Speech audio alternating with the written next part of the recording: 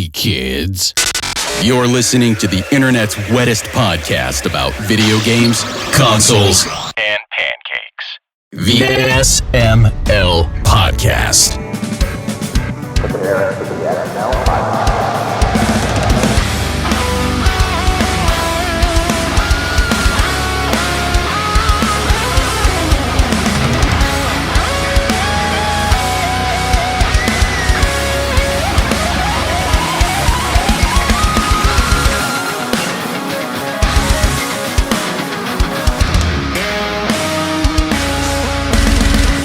What's up, everybody? This is the SML Podcast. I am your host, Joe. We are creeping up on the end of the year, and in turn, we are bringing in a bunch of friends to hang out with us.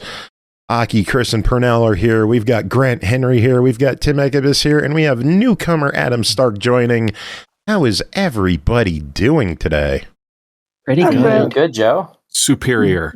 Superior. Here's the question. Is this the first time that Grant has been on the show since the last time we were both on the show together?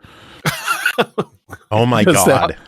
And you better not have been back since I've been back. It's all I have not been back we have since the last time we were here together. We do that the cosmos has declared. So if you screw up our pattern, I'm never How coming does this back. keep happening? It's just it's you, Joe. It's in the stars. It is. It's the Jonaverse. The Jonaverse. Definitely what it is. It's the UBISOFT games, man. It gets everybody. Some sort of long game thing you're playing. I don't know what's going on, but yeah. Tim is on Ubisoft every and episode as far Drywall. as I'm concerned. What's that? I said Ubisoft and Drywall. That's what keeps everyone coming in. Yeah, you only bring me on when it's pinball or it's like eating the walls. That's why I'm here. Yeah. Yeah. Ball squad, brother. I'm wearing my shirt. Oh yeah. Heck yeah. I see you. Did you forget they exist? Oh no, I got mine. Oh my god. Yeah. Loud as ever. Even I know that. I'm all up. Yeah. I'll have to bring mine to Mac. Yeah, you could right click on the soundboard and lower the volume if you want. I don't care. No. Crank it. Okay. Jesus Christ. I could play one of my favorites from the MagFest sub. Oh, the classic. Yeah, with the That cheap reverb. verb. Love that long spring. Beautiful. Can't beat it. Beautiful. Adam Stark is like, what?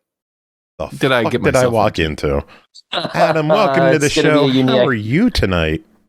I'm doing good. My kitten just got back from getting neutered, and it turns out that things have changed since the last time I had a cat go through that. They're a lot more strict on us these days. They're like, you got to stop him from causing terror. You don't stop cats from causing terror. That's not possible. That's what I said. The lady was like, "Oh, I kenneled my cat." I was like, "What do you mean you kenneled your cat?"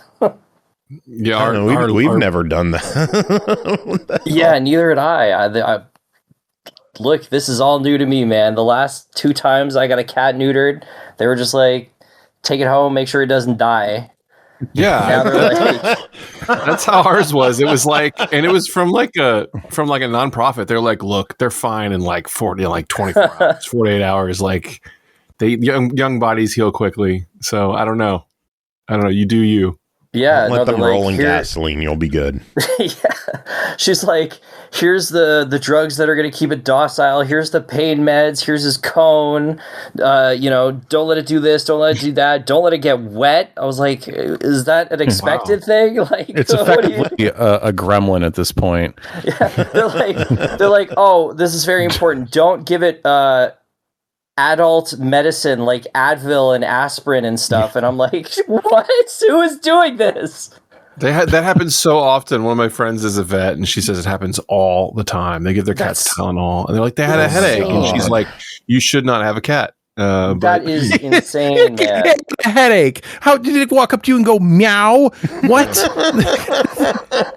Maybe you're a terrible owner and you're giving him a headache. Listen, you gotta wonder what it feels like to be one of those people that like everything has at least one thing on the label that you're like, why would they put this? This is so silly. But there's that one person that did it. And you got to imagine what it's like to be that one person that ruined it for everybody. Yeah. Get a box of nails and it says "Do not ingest." You're like, what? Yeah. Yeah, I know where I live. I know what's up. But yeah, he's doing good. We're lucky. We're happy. And Christmas is coming, guys. It We all is. have to have that Christmas spirit. And with Christmas coming means the end of the year is coming, which also means our holiday break is coming up. This may be the last Tuesday Crew episode of the year. Still don't know what's going on with next week. We have a couple of loose ends we got to find out how to tie up over the weekend, but I'll fucking figure something out. But how is everybody's year in game? Well, Chris has something he's got to talk about that's embargoed. And Aki has something that she'll have to talk about that's embargoed. And Bree has something to talk about that's embargoed. And embargoes are a motherfucker. I We got don't a lot even of top remember secret what I people in have here. that's embargoed. Oh no. Oh, you will have something. Is it what I hope it is? I don't know. It's not porn. So no, it's not what you're hoping for. Is it a Legend of Dragoon remake or Yes, whatever? it's a Legend of Dragoon remake, first party Sony title. We are starting our partnership. We are being acquired by Sony. If only. See, I knew it. Aren't you happy? I got in at the right time. You did. We're all getting payouts of 45 cents. I'm ready. Hey, I can buy half a that's stick of still gum with a lot. this shit. That's Yeah, still it's a not lot a more total than I've loss. been We made paid. something. So I'm going to take that 45 cents. I'm going to throw it on Polymarket. I'll basically be a billionaire. Half Hey. a stick of gum. How to do it. That's how to do it. Hey, Dad. You know, So, what was everybody's highlights in gaming this year? What had everybody a buzz? What kept you interested in gaming this year? I guess I'll do the obvious and say that I'm on that expedition train. Yeah, that It's game was easily- real good, wasn't it? Yeah, it's easily my game of the year. You know, it's so funny because I'm here to talk about Dispatch, right? And it's like if this was another year, Dispatch might have been my game of the year, but Clair Obscur just swept everything so hard that it is unironically like tied for my favorite game of all time. Like it is unbelievable. Tied with what? Mother 3. Which probably says something about me that my two top games are games about grief and loss. But And RPGs. You can go lighter than that if you want. You know that too. Well, yeah, But yeah. yeah, With good music. RPGs with good music. There we with go. good music. Yeah. I came out of the year from I think it was like 2023, whatever year Baldur's Gate came out. It was like so stacked with great games that I was like, okay, we're gonna go into like the dead period now, where it's like gonna take a couple years before we have a really good year, and then here we are, where it has been nonstop incredible games, and I'm just like, it's a nice time to be a game enjoyer, man. It really Agreed. is. It was a crazy year, and I didn't play as much of the big stuff as I wanted. I played a lot of weird games, indie games, and the Nintendo stuff, and that's about all I got to. I didn't really touch much of the like long form game this year, but I did make like a top list of stuff. I do cheat on you, Joe, with another podcast once a year where I have to I run their game of the year math. It's true. That's how I do it. At least I admit to being Filthy degenerate to infidelity. But I do like all their math. Like I do like they submit their lists, and I do like the Excel work and put them all in order and do like the points and stuff. Do you work for You're the H&R Euro Block? machine. I didn't hear what anyone said, but the answer is yes to all of you. Excel guru. Did a lot of yes. I do love numbers, and so every time I do that, I always like make my own list. And what I forget is that I every year I say I'm going to write down when I play a game or beat a game or whatever. I'm going to write it in a list like all year, and then I don't do that. So at the end of the year, I go like looking at my receipts. You know what I mean? Like I go look at Steam and Nintendo and Xbox and stuff, just trying to figure out what I bought because like the games that came out, I forgot about Avowed. Like I played like 40 hours of Avowed, but I just kind of forgot. The very You know what I mean? forgettable game. Yeah, I mean, It was I really early in the year. yeah, I don't Liked even it like too. those kinds of games, but I actually stuck with Avowed for a while until I started not liking it anymore. You said you did a lot of weird indie games. Did you do Look Outside? No, but that did. and that one and the oh gosh, it's called like I Am Not Human or something like that. You know what I'm talking about? Like it's called I I Am actually Not Human. don't. Okay, well, there's two horror. Those are the two horror indies that I'm super excited to get into, but I haven't got into yet. So I missed Dude, that. I played Mouthwashing because I missed that last year, so I got that one. I have that on my playlist. It's literally loaded on my Steam Deck, ready to go. But I got that. It's actually it was in like a bundle, a humble bundle, like last month with a bunch of other horror stuff that I grabbed. So it's on deck for me too. Cool. No, it was actually good that you like delayed playing Look Outside. Like the new update he did, like it added so much to the game. It's a good time to get into it. That's cool. Did it make any of the combat easier? Because Jesus Christ, that thing kicks you. Is it rough? I would almost say it's a good time to not look outside and play Look Outside instead. He separated into different difficulties now, so there is like an easier mode if you want that. Oh, thank God. Yeah, and he also added a cursed mode, which is unbelievably hard. And, like I actually didn't have a hard time with like the original difficulty, but going into cursed mode, like it does not mess around. It is extremely difficult. Yeah, I think in that game I kind of fucked around and I found out a little too hard. I think I got into a place where I shouldn't have been, and all of my weapons broken. I was like, oh, I'm kind of fucked. You're dead. It's very easy to get yourself into a no-win scenario. Oh, I think the games I was excited for this year were, as already stated, Clair Obscur 33. That was really good. That one seems universally loved this year. Yeah, it was beautiful. Not sure what it is, but I think people enjoyed it. Yeah, it's getting a lot of like contrarian hate now because it like swept the Game Awards, which is like super bizarre. Oh, it's not bizarre. It's just some loud little assholes. Yeah, that's so normal. Mad on the internet. And my other one was Daemon Ex Machina 2. Scions of Titans or Titans of Scion, whichever direction that went. I wanted to play that one, but I missed it. It's so fucking good. It was so good that I turned around and I bought the first one on Steam, and I'm planning on buying it again on Steam as well, just because I want another copy of it. I played the first one. You should import a collector's edition for there's a ship in it or something? Isn't there a mech in that one? I didn't know that there would even... You were telling me about that one. I may have, but that was so long ago. I'm a derp. You know this. Why do you act like I'm not a derp? Come on now. True. Okay. Just wrote collector's true instead of edition. A couple of the like under the radar ones that I'd really enjoyed was I just finished Rhythm Doctor, which came out last week. You guys did anyone review Rhythm Doctor? Was it end up on your list, Joe? No. That game is great. Rhythm is very good. The Rhythm Doctor game? Yeah, I played it co-op with a buddy of mine. I guess it was like his pre-early stage or whatever. But he was like, "You got to come up and play this game and co-op with me, man. It's so good." You know you could do co-op in that game. Apparently, yeah.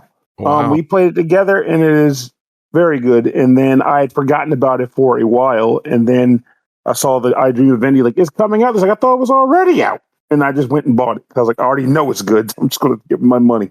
Be done with it. They were like thankful to their community, so I guess they had a lot of early players. But yeah, it's just a rhythm game, but it's one button and you barely hit the button at all. But it's one of the most difficult rhythm games I've ever played. It's incredible, and it was super fun. And then three O's. Yes, with the little. Did you play worm. a Leckhead also? A what? If you didn't play it, also go back and play a Leckhead. That was the game he did before. Ooh. Oh, okay. No, I didn't play. I don't. Nope. Looking it play up. That. Okay. I reviewed it and I played through the entire game in like 2 sittings because I love it that much. That's kind of like how Ooh was too. So exactly. Sorry, what game was that? A Leckhead, and then his game was Ooh. It's 3 O's. I did see Leckhead somewhere. Oh, that game. Leckhead is the shit. But Ooh didn't. Ooh came out this year. No, not Ooh, but a Leckhead. Yeah. Sweet. But he does. The guy that did that, he has a really good knack for taking one very simple gimmick and beating the shit out of it. But it's so good how he does it. That's cool. Ooh, he makes good games. oh, man. Yeah, there's some good indies though. I liked Is This Seat Taken? That was a fun, easy, kind of cozy. Man, that's on my game. So much stuff that's on my list that I have not. A lot of cheap stuff. A lot of like $10, $20 games, you know? Anyway. Yeah. Good year. It's a great time for indie games. Great time for just time games. for indie games. And I'll make a judgment. I don't think it's going to stop. Like, I feel like every year for the last 10 years, it's been a great time for games. I guess so. Is it going to die out? I need a break, but it won't. Because once they hit their stride, that's all there is to it. Oh, they just announced Divinity, and I have 1,000 hours in Baldur's Gate, and they said they might do early access. So as soon as that comes, I'm ruined. Oh, that Divinity trailer was so fucking crazy. Dude, the reveal was insane. Oh my god. I keep hearing about it. I haven't watched it. I'm going to go watch it after the podcast. Don't let anybody spoil it for you. I know. Going blind. I just heard it's freaking... Go watch it now. It's just a few minutes long. Go do it. Yeah. I'll go right now. While we're talking about stuff. Okay. You could live react. Yeah. My wife is super muted. And I was telling her, this is an insane reveal. And she got home, she watched it, and she was like, you know what? That was insane. I'm like, that's what I told you. Beautiful, beautiful, beautiful. Not, really off the beaten path stuff, but one of the things that really threw me this year was when, come the end of August, we found out that Silksong was coming out in 2 weeks. And then 2 weeks after that, Hades 2 came out. Yeah, that's crazy.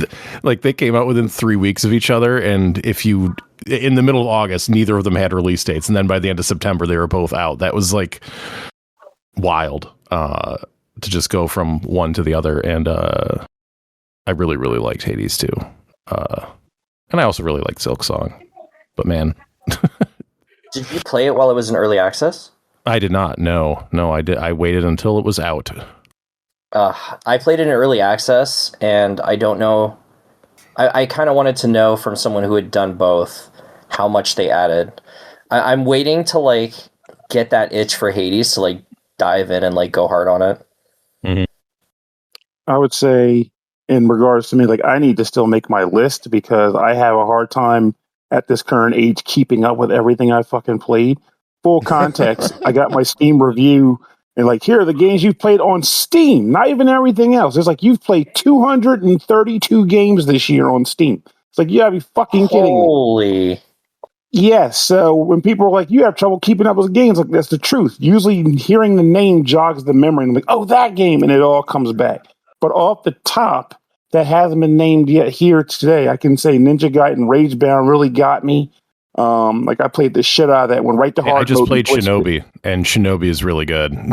That's what I want to get to next. Is people if you like that, you're gonna love Shinobi. And I was I gotta do it. Fantasy Life, the new Fantasy Life that came out, that was my favorite game on the 3DS. So that game actually getting announced set my soul ablaze, and then I played it, and it was checkbox the game, and I'm perfectly content with that. Loved it to death. Surprise game that actually came through this show as a review code was a Pop UCOM. That was a game that I rated as my top co-op game on the Steam Awards listing when they were who do you want to nominate? I was going for that one. If you've never played it before and you have a co-op buddy, it's totally worth it. It's basically a third-person shooter mixed with a match 3 puzzle game. It's very good. Monster Train 2 was a nice surprise that I very much enjoyed. Oh yeah, Yeah, that's the problem. There's so many good things all the time that it's you got to. I don't remember who it was that said. I think it was Stemage, but the idea of going back and having to do a summation of every game you've bought in the last year or played in the last year. That's what I have to do too, and it's going to likely happen within the next 2 weeks or so. Another surprise game that I can think of, because I'm just flipping through my Steam list. There's a game that's a Metroid-esque game that came out earlier this year called Zexion that is very difficult, but so fucking good, especially if you like classic Metroid games. They did a fantastic job with that, and I would recommend it to anybody. But that's definitely why, I need to get a list right. When someone's we're going to do a end of the year, talk about your favorite games, I got to prepare for this shit. I need to do it. I want to mention, did anyone else play Blueprints? I did for a while. I need to talk to I've seen somebody people about play that it. game. I've seen people play it. I really like want to Blueprints. play. That kind of took me over for like a good few weeks while I was figuring that thing out. Could you do a good 2-minute thing real quick while we got a second? Give me the hit, because like every time I look at them, like everybody's telling me this game will just frustrate you because you need rooms and you can't get them, so you're just like wasting time. But then someone will go, "It's the best game ever." I mean, I always it is certain points sometimes like you will feel it's like fun when things are going well. It's because everything's so randomized in it. When you're not getting things, it kind of sucks ass. But when you're getting things, it's great. Well, for the most part, I didn't have an issue not getting things that I needed. There was like some particular moments when you get like really kind of hyper focused on like, well, I know what I need to do. And then just like the rooms won't land in kind of the way you need them to. But those moments were not very frequent. It was kind of, I guess, quote unquote, a little bit later on in the playthrough. But really, ultimately, like you're always learning something anyway, so it's like not like a total loss.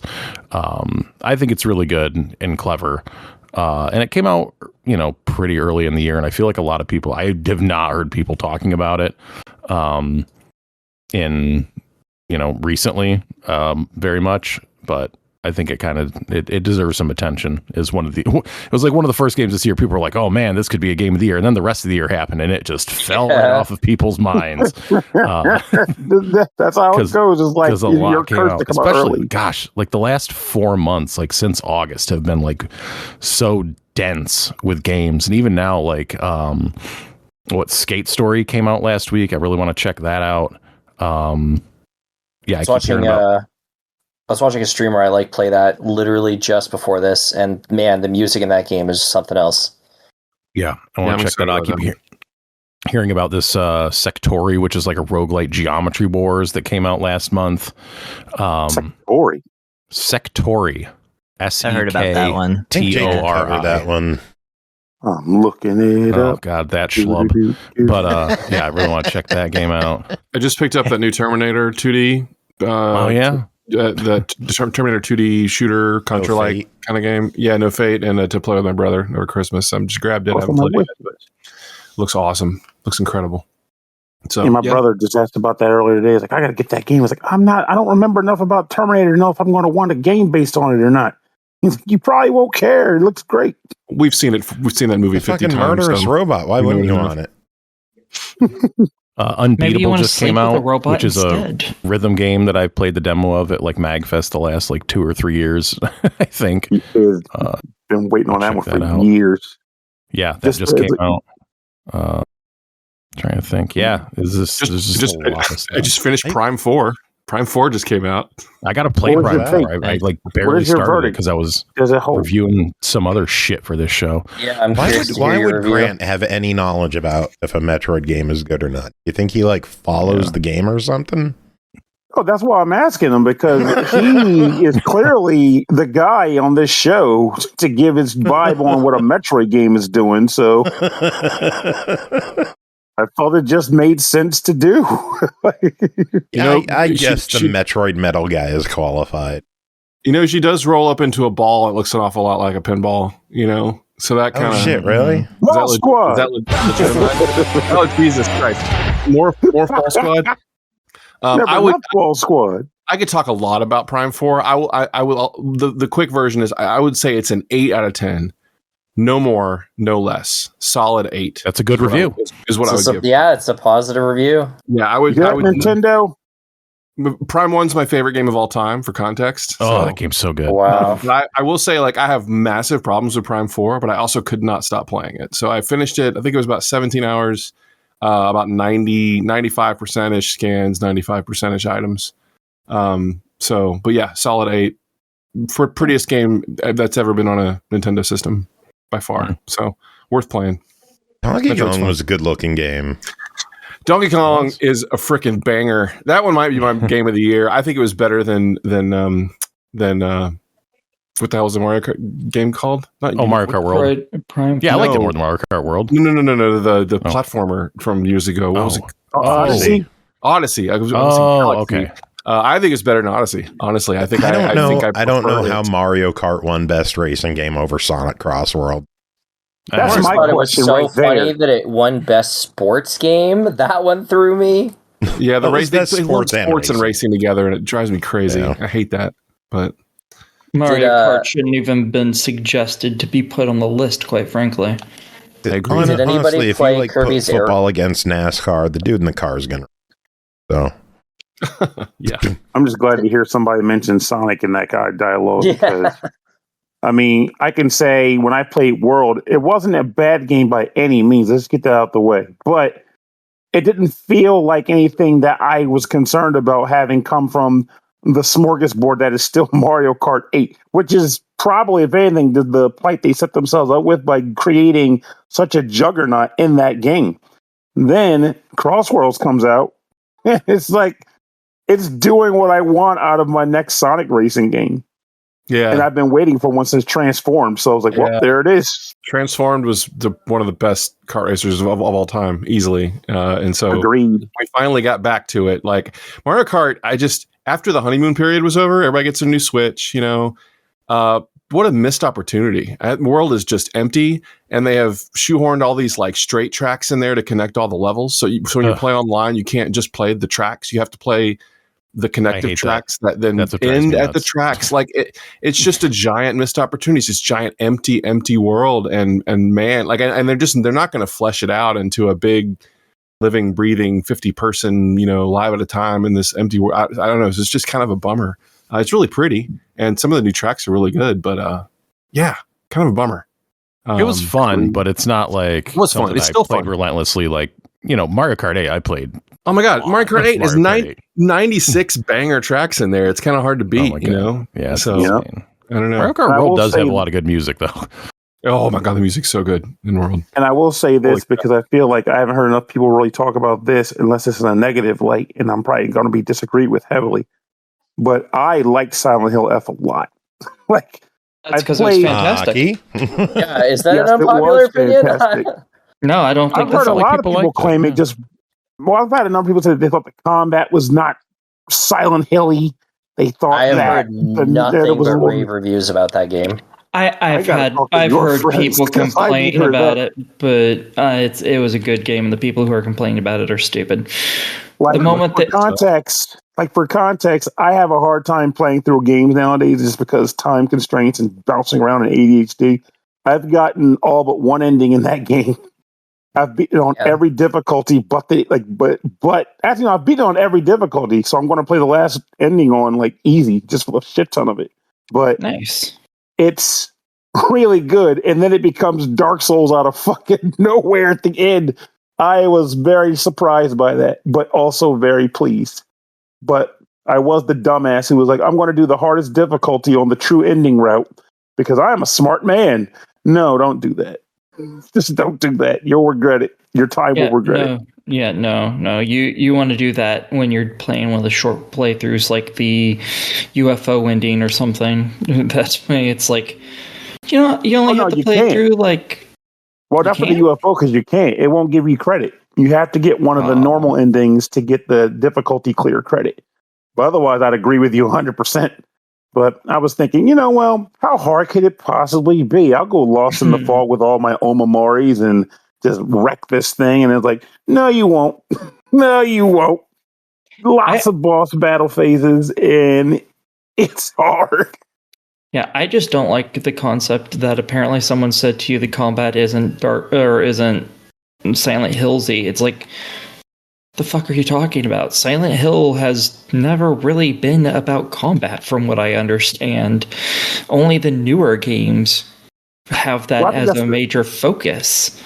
Well, I think that was what they were referring to in the context of saying it. Okay, that would make this game number 2. Yeah, like they were claiming that it's too action focused and like basically it's very action heavy. I'm like, well, that's fine. It does a great job with the action in this game. Like I like how it flows. Yeah, the only thing I don't like is the breakable weapons. I just don't like that mechanic in general. I don't even mind that because they make it so easy to mitigate. Like by the second playthrough, it was a nothing burger. But on the first playthrough, they littered the map with enough stuff that I never felt had like issues. I was in real danger. It was just I couldn't just beat everybody with my sledgehammer forever. And even if I wanted to, I had tons of toolboxes. So, like, breakable weapons were a thing to be mindful of, but it was never an issue. Yeah, see, I'm keeping all of my repair kits for when I play it on the hardest difficulty. Now, if you play it right on the hardest difficulty, you won't need them. Equip the otter. The otter repairs weapons that you aren't using when you kill monsters with other weapons. So you just beat guys up, carry 2 kitchen knives and a hammer. You're good. And then also you'll probably have the alien weapon by then, and probably 2 endings under your belt, and the alien weapon becomes a beast too. The sword is good if you don't purify it. I mean, the world needs more games with big ass hammers. Yeah. Oh yeah, ass hammers. Yes, ass hammers. Big ass hammers. Ass hammer. Yeah. Yeah, it's called a fuck machine and a bad dragon. SML. That's our Aki. Oh man! Any other highlights anybody wants to mention for the year, or should we dive into the reviews we've got to tackle? Mainframes. Everybody should play Mainframes. Came out early this year. The game with the guy that jumps around on the window tabs and such. Yes. I loved Mm-hmm. that. I thought that game fucking ruled and no one played it. I thought it was great. What else? Is that it? Keeper was really good. That's pretty known. Oh, yeah, though. Keeper. I forgot. I haven't gotten a chance to play that yet. I really enjoyed Keeper. It takes a while to get going. Trapper Keeper? No, the Keeper, like the Lighthouse Keeper. Yeah. Oh, I'm saying, but the spelling is Keepr. That is correct. Yeah. Yes. It takes a while to get going, and then it freaking goes, and then by the end of that game, it's like, what the hell is even happening? It's fantastic. Yeah. So that's a good one. Really great art and world design in there. Yep. Very prettiest game ever. Bionic Bay was really cool. It's like a 2D kind of platformer, but everything's a silhouette, kind of Limbo style. Rift of the Necrodancer was freaking awesome. Like Guitar Hero, Necrodancer kind of game. Okay, I'm done. Moving on. I was just going to shout out Dragon Quest 1 and 2. Oh, I heard those are great. Yeah, I haven't really started them yet myself, though. So, what? 7's in what, February? Yeah, I think so. I'm excited for that one too. Yeah, cool. And You should be. Final Fantasy 7 is hitting Xbox in January. That's exciting for Xbox. Great game. Demo is out now, and progress carries over. I will be downloading that this weekend, probably. I know everybody knocks it, but it's been a good year for like remakes and re-releases and stuff. Oh my god, yeah. Like people are Lunar Collection. They're making money. Yeah, Suikoden, Lunar Collection, Final Fantasy Tactics. All the shmups, like R-Types. All the stars are here. Yeah. I'm and, so Final mad. Fantasy Tactics. Did you just say that? I did just say that. Yeah. Didn't we get the Gradius collection this year? Didn't we get the? Didn't that There happen? was a Gradius collection. Yeah. Was Salamander 3 or 4 Salamander a 3, brand new game? Uh-huh. And then like the freaking Mortal Kombat Legacy collection is I didn't play much MK past MK2, but it's got a 4-hour documentary on it and it's great. Yeah, that's what you're going there for. So real super good. Yeah. So yeah, good year for stuff coming back out. I wish I got to play more. That arm injury I had back in February, it just completely fucked up my gaming for the year. Oh yeah, Metal Gear Delta. Snake Eater came out again. And Mario Galaxy came out again. Mario Galaxy 2 as well. Galaxy 2, yeah. Yeah, I was also going to shout out because I actually didn't realize until I looked at it, but it actually came out like really early this year. But Ys memoir, The Oath in Felghana, which is the PSP remake. It's the PSP version of the remake of Ys 3, which is my favorite Ys, and it's real good. A really good game. That's a real good game. Bravely Default coming out on Switch 2 as a launch title. Yeah. Crash Rando mentioning Double Dragon Revive, Ninja Gaiden Ragebound, and Shinobi. Ragebound. Yeah, we mentioned Shinobi. I think the Double Dragon game ended up being good. I don't know. I did not touch it. I didn't play it. Is it out? Yeah. It did come out? And if you pre-ordered it, you got a version of Dodgeball. Like sprite swaps of the new characters into the old Super Dodgeball game. Oh, Super Dodgeball. Yeah. Oh, that's rad. That's a great game. Nice. Okay. It's annoying. That's literally the only way to get it, too. Yeah, I think you got to find a launch retail copy to get it now. And only because I want to say it, another re-release of Skyrim. Did you pick it up on Switch too? Is it any good? I haven't started it yet on Switch 2 because my job is making me very tired and busy, but I did download it because it was free, so I'm considering it more like an update than a... It kills me that a 15-year-old game is not 60 frames per second on a Switch 2. Like, I don't get that, but... I forgot to mention the game that I feel like we'd be bereft to not mention it, because I remember loving it when it came out, and it's probably going to be on at least my top 10. Pipistrello and the Curse Yo-Yo. If you haven't played that, that's worth your time. It's very, very good. I played the demo, but it got a little soulsy for me, so I didn't actually buy the game, but I did like the demo. Yeah, soulsy's one of those flavors. It was Clover Pit, great music. Clover Pit. Oh, and Xenoblade Chronicles X came out this year as well on Switch, which that matters to like a small pocket of people, but it matters a lot. Yeah, I know. I never got the Balatro hype. One less game you need to Clover Wii U Pit for. sucked me in. Oh, by the way, thanks to bad reviews, funnily enough, I found out I really need to play Shadow Labyrinth on the Switch too. That weird Pac-Man Metroidvania. Yeah, with a Packroid Vania Mania. I'm gonna call it. Mania. Yeah. Well, because Pac-Mania, that's my favorite Pac-Man game. I like it more than the original. I agree. Hot take. Nope. But I found out that Shadow Labyrinth incorporates the weird-ass Namco lore. Do you know about the weird-ass Namco lore? I think the scent wafted under my nose the same time it wafted under yours recently. Because I heard the same thing. Yeah, because what's going on in this game? Yeah, because Namco has this odd lore that ties all of these small arcade games and all this stuff together, Galaxian, Galaga, Baraduke, Dig Dug. Yeah, the heroine of Baraduke and the hero of Dig Dug were married. They were married and divorced. Not in any of the games. This is just external lore, and their son is Mr. Driller. It's oh my god, okay. Yeah. Weird. So there's all kinds of little tie together things like that are never mentioned in the actual games, but they exist in this, you think the Legend of Zelda lore is confusing that, isn't actually in the games, but is tied together by books and stuff. Look up the Namco stuff sometime. Apparently Shadow Labyrinth is the first game that actually utilizes that weird ass 30-40 year old external lore that they made for Namco games for no reason. So now I have to play it. You look cool. Yeah. But just speaking of other games that came out this year. Yeah. Did you guys play South of Midnight? I like that.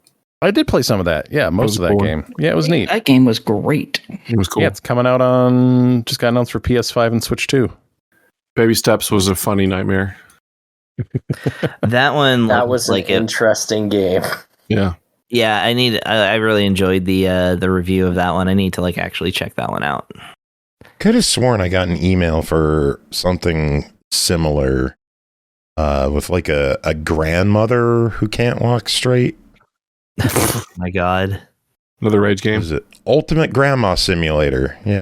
Oh, of course it's a simulator. Ultimate Grandma Simulator. It's by the company We Don't Have a Studio. That's excellent. If you get that on Switch 2, I'm interested. It is on Steam right now for $7. I'm not interested. Yeah. I'll catch it when it comes out on Switch 2 for $17. Midnight. What if that's on sale on PlayStation right now? Oh, I just looked at a list. We didn't nobody mentioned that Glover came out on the Switch. Nobody mentioned it, and now you did. There we go. All of the games have been mentioned. Hooray. Yay. All right. Should we get to reviews? We got a lot of games to talk about tonight. A lot of interesting stuff. More games we do. in 2025. There are a lot of games.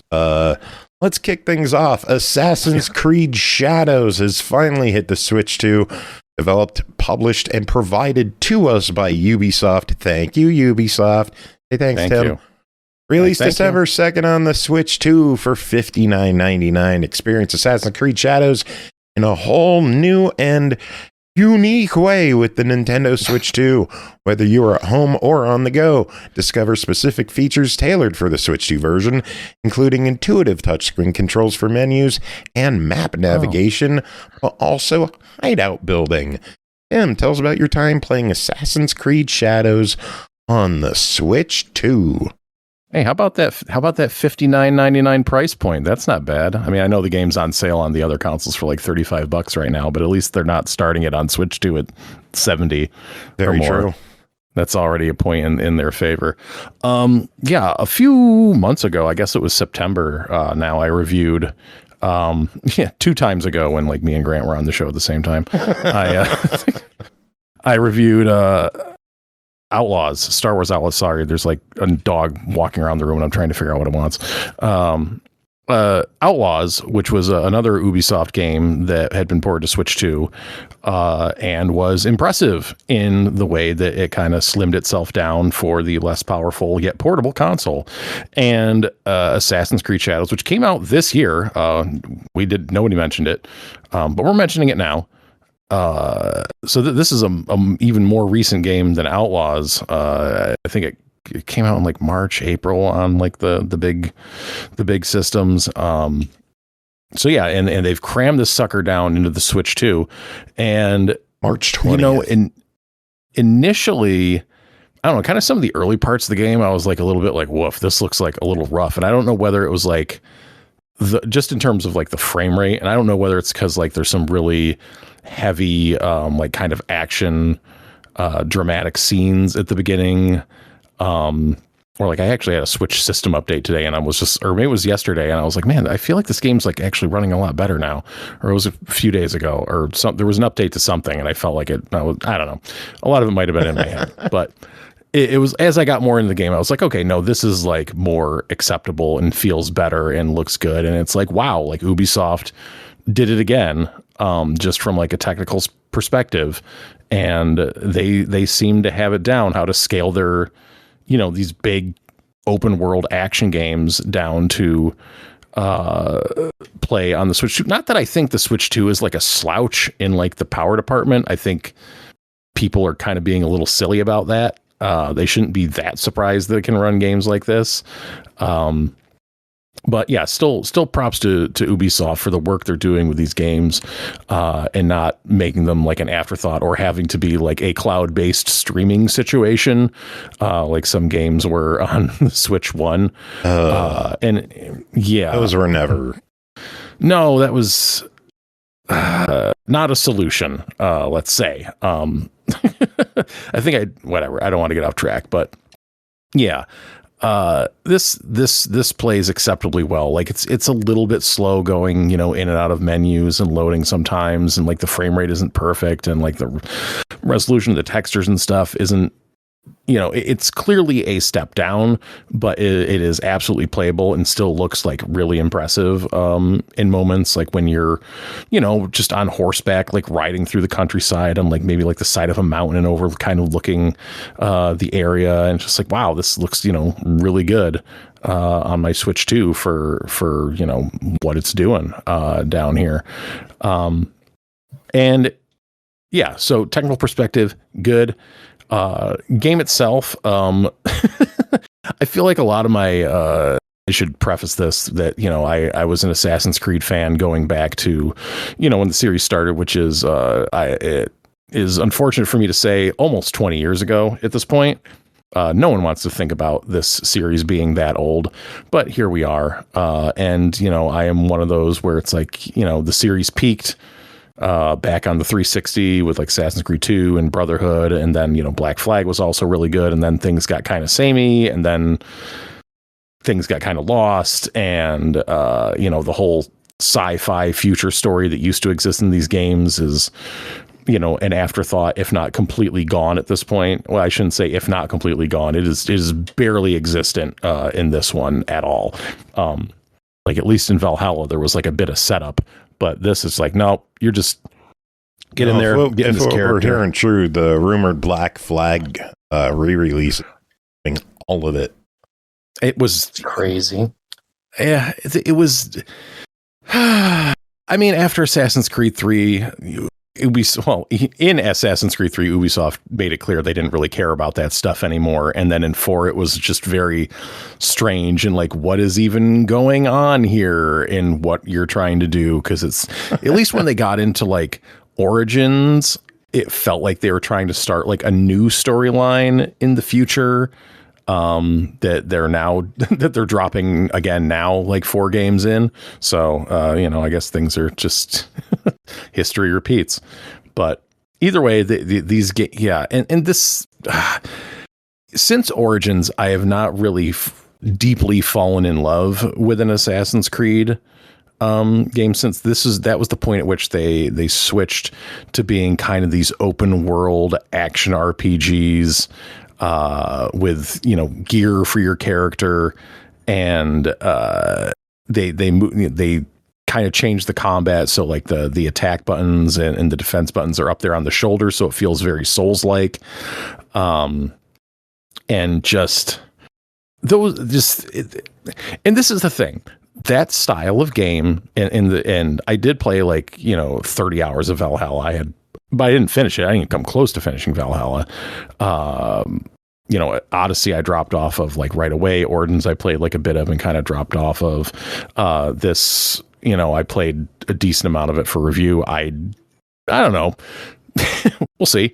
Something I might pick away at on a portable, because it's, I can sit down and do a few missions, but it's just the overall, I don't want to poo-poo it, but just like that kind of the overall format of it is very boilerplate video game, open world. You have your tasks, you have your abilities, you have your skill trees. You are, there's a kind of rogues gallery that's introduced early on in the game that fucks up your shit. And those are the guys that you're looking to hunt down and assassinate throughout the game. And there's these cool looking masked samurai, and each one has like a different weapon. So they have their different flavor to them, but you're following this, cycle of like, okay, you got to go into an area and like kind of do some investigation to figure out who they are. And kind of repeat the same missions over and over again. And like, it is good. It is, the combat feels good. The exploring feels good. Something I actually do kind of like about this one is it seems like they've tightened up kind of the general map / world design, where it just feels less like open, like a totally open thing. Like the paths feel more constrained and deliberate for when you're kind of exploring an area, and you're not just going to like, well, I'm going to run in this straight line and just kind of climb over whatever is between. Yeah. Environmental breakup of this game is fantastic. Yeah. I'm not just going to like run in a straight line and just climb over mountains. It's just like, oh wait, no, like it feels like they put a lot more work into how the world is laid out in a more deliberate, like, crafted fashion that feels really good and also looks really good. It feels more like a place, and that is definitely a big up of this game.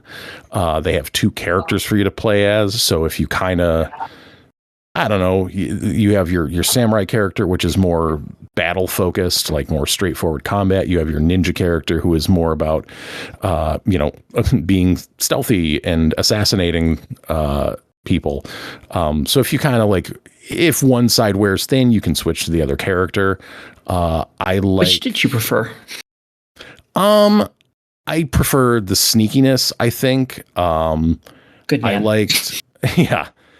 I liked the really how they played up. I mean, it's in the name, shadows. but they really play up how, if you can remain in the eponymous shadows, you can remain undetected and sneak up on guys. And I just like the way the assassinations look as the ninja, where it's she's slipping around below people and like yanking them down into the blade, like while she's lying on the ground or tripping them up. I just thought that was cool, and sometimes just feeling cool is like what it's about. I liked being able to like grapple up on buildings and stuff like that. Like there's a lot of customization stuff you can do. I kind of like how they're ever refining the stuff that is in these games. And it's all good, but see, I don't want to sound like a downer, because it's just it's like, fine. It's just like, I don't want to say a downer. It's just not, it's all good. It's just not like super exciting. Like it is all just like well done video game systems stuff, to me, that is, not to downplay. It is enjoyable as a video game. This is a thing that you're going to spend money on. You are going to have a good time if this is like the flavor that you're looking for at that moment. At this point, like this particular flavor only strikes me like every now and then. But it's good. Like it is, Valhalla struck me at a really good moment when I was really hankering for something like this. And I really dove into it for, a month, and I didn't finish it. Because 60 hours or more is a long time to play one of these games, in my opinion. Just things get repetitive. But this, it moves at a decent pace once you get out of the intro. Act 1 took a while. Yeah, I've played around 100 hours. I just got out of Act 1. You just got out of Act 1? Mm-hmm. Yeah, I decided I wanted to speedrun it after playing so much. I was like, okay, I want to get to the Attack on Titan stuff, so I just sped through the last little bit of it. Okay, I was just like, once you kind of get out of like the story setup, I guess is what I meant when I say Act 1. When it's taking, well, whatever. But yeah, either way, it is good that this game is out on Switch 2 and running well and looking good and playable. And I'm, sure this outclass is trying to play this thing on a Steam Deck easily. So for portability in modern Assassin's Creed, this is certainly the way to go. I'm cutting off Joe at the pass on asking the question. I think $60 is a good price point for it that you can feel good at. I wouldn't call it a budget. Really, it's not. When games aren't $70 or $80, it's like, oh, okay. This is tolerable. Yeah, no, it's a good version of the game. It works well on Switch 2. It's fun. It is, probably like, yeah, it's good. It's worth a purchase. If you're looking to dip your toe back into some Assassin's Creed, or like, I don't know, if you've never played an Assassin's Creed before, I really don't know what you'd be missing out on. It's like, it doesn't feel like, oh man, the story is picking up where we just left it off. It's like, no, this is mainly focused on being, this story is self-contained. There is some, there's some meta story that might tie into the greater Assassin's Creed verse, but that stuff is just ever moving towards the back seat, so they can just concentrate on like setting these games in different time periods and different places and going wild with it. Alrighty. That's it. Well, you gave your verdict, so I'm not going to ask you what your verdict is. What do you think of that? Yeah. All right. Maybe I changed my mind. I didn't. It's okay. Did you? All right. No. All right, Tim, that is it for you. You heading out, or are you sticking around to listen to Dispatch? Oh man, I kind of want to sit and listen to Dispatch, but no, I'm going to head out. I think I know that I want to play Dispatch, unless that review is about to try to dissuade me. Spoilers. Yeah. Yeah, I don't think anyone's going to try dissuading on that one. Yeah, well, good night. And those of you that are going to be at MagFest in a few weeks, I'll see you at MagFest. Good night. Nice to meet you. See you at MagFest. Yeah, nice to meet you. Yeah, good night. Take care, Tim. All right, next up is Dispatch, developed and published by AdHoc Studio, released October 22nd on PS5 and Steam for $29.99. Dispatch is a superhero workplace comedy where choices matter. Manage a dysfunctional team of misfit heroes and strategize who to send emergencies to around the city, all while balancing office politics, personal relationships, and your own quest to become a hero.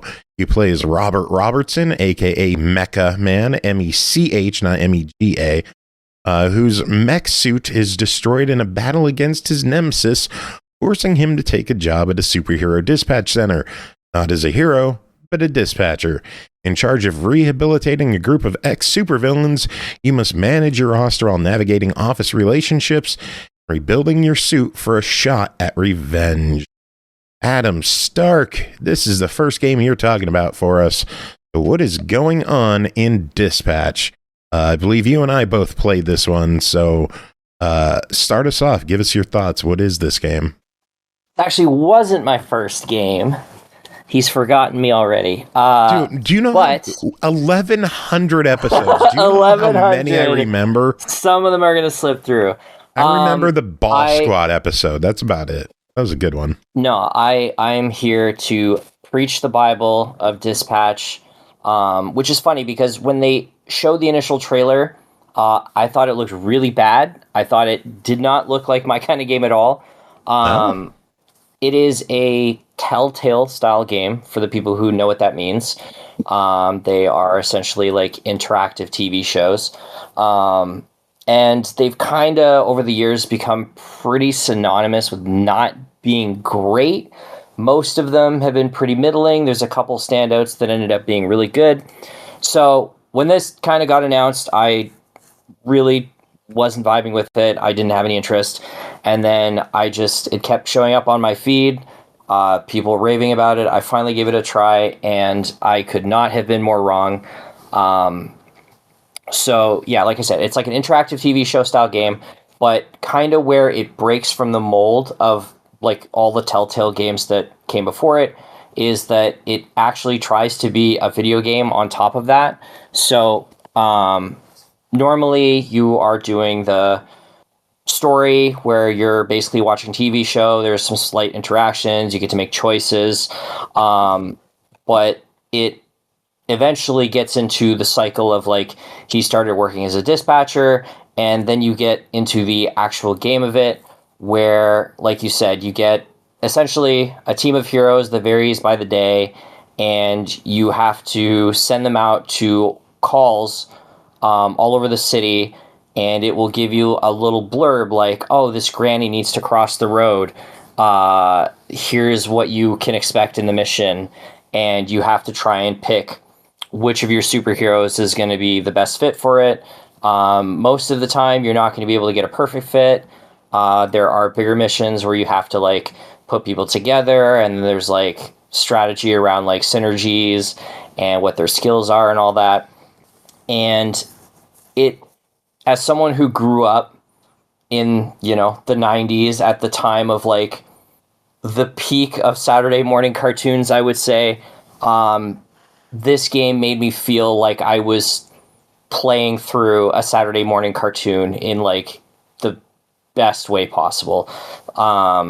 It is not gonna blow you away with any twists or anything unexciting or anything unexpected. It's actually a little bit hard to review because it's not like something like Clair Obscur where it is a very unique experience that has all kinds of stuff that's like pressing the boundary.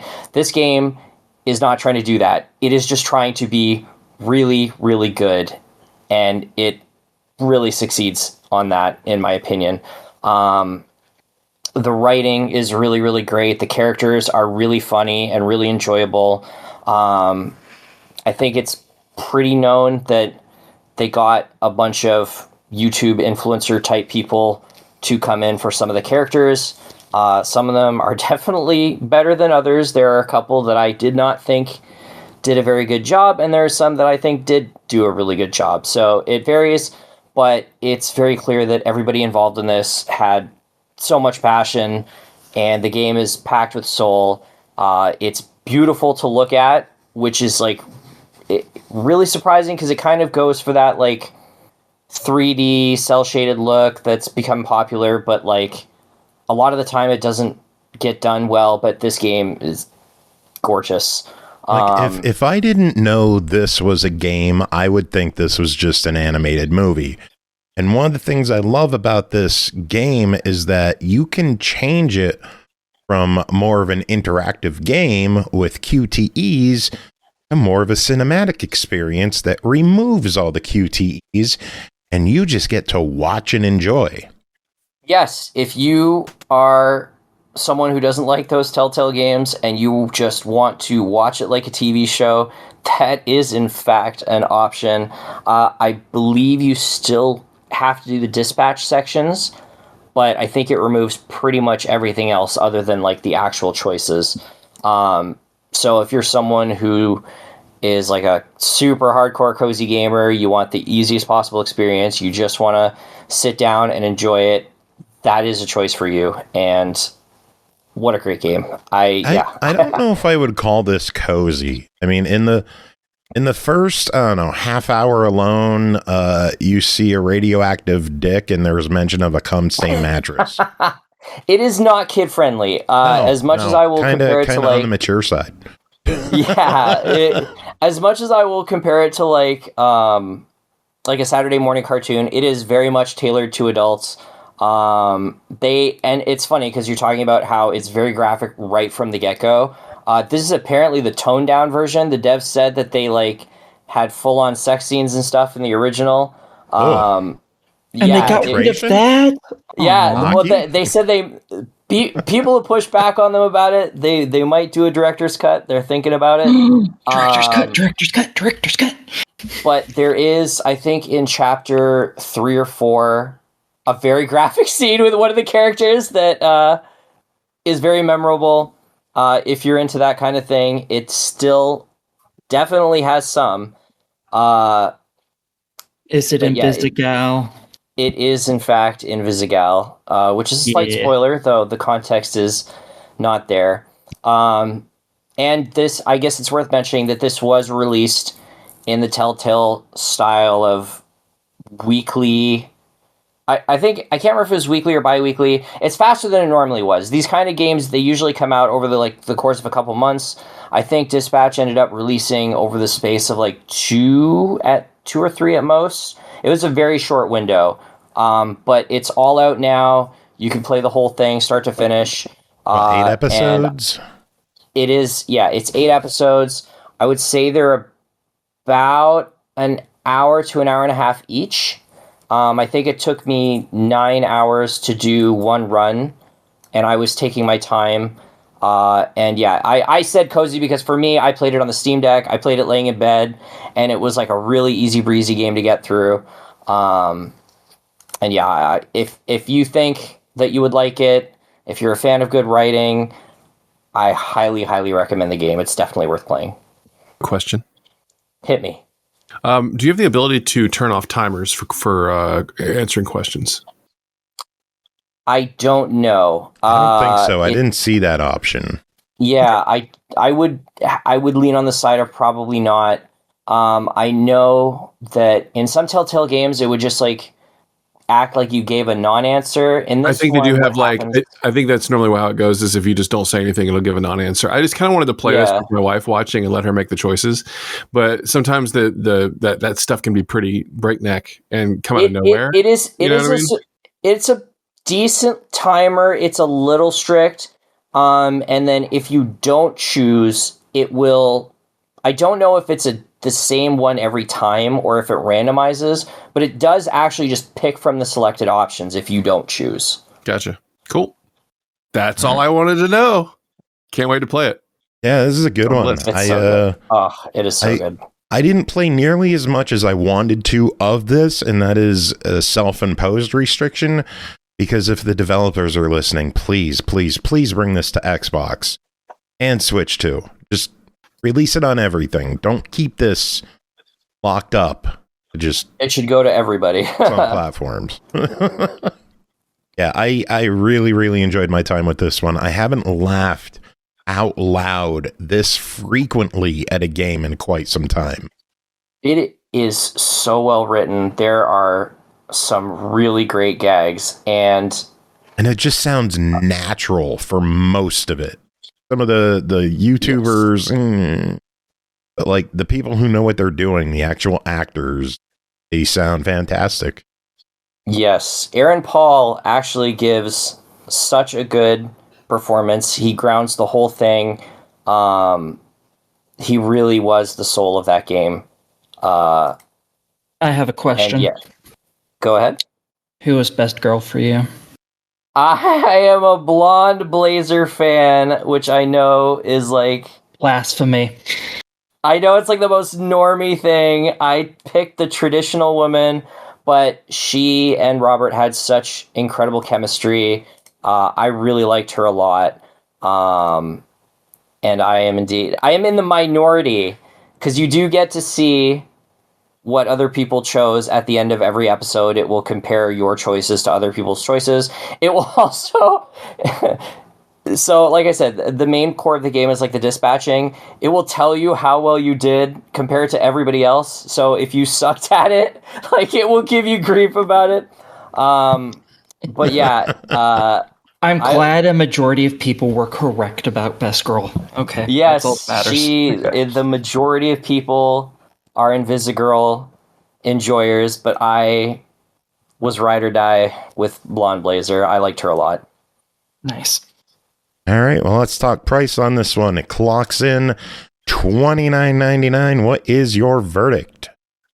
I think it's a great deal. I think they are even planning to do more content for it at some point. They've been pretty unclear.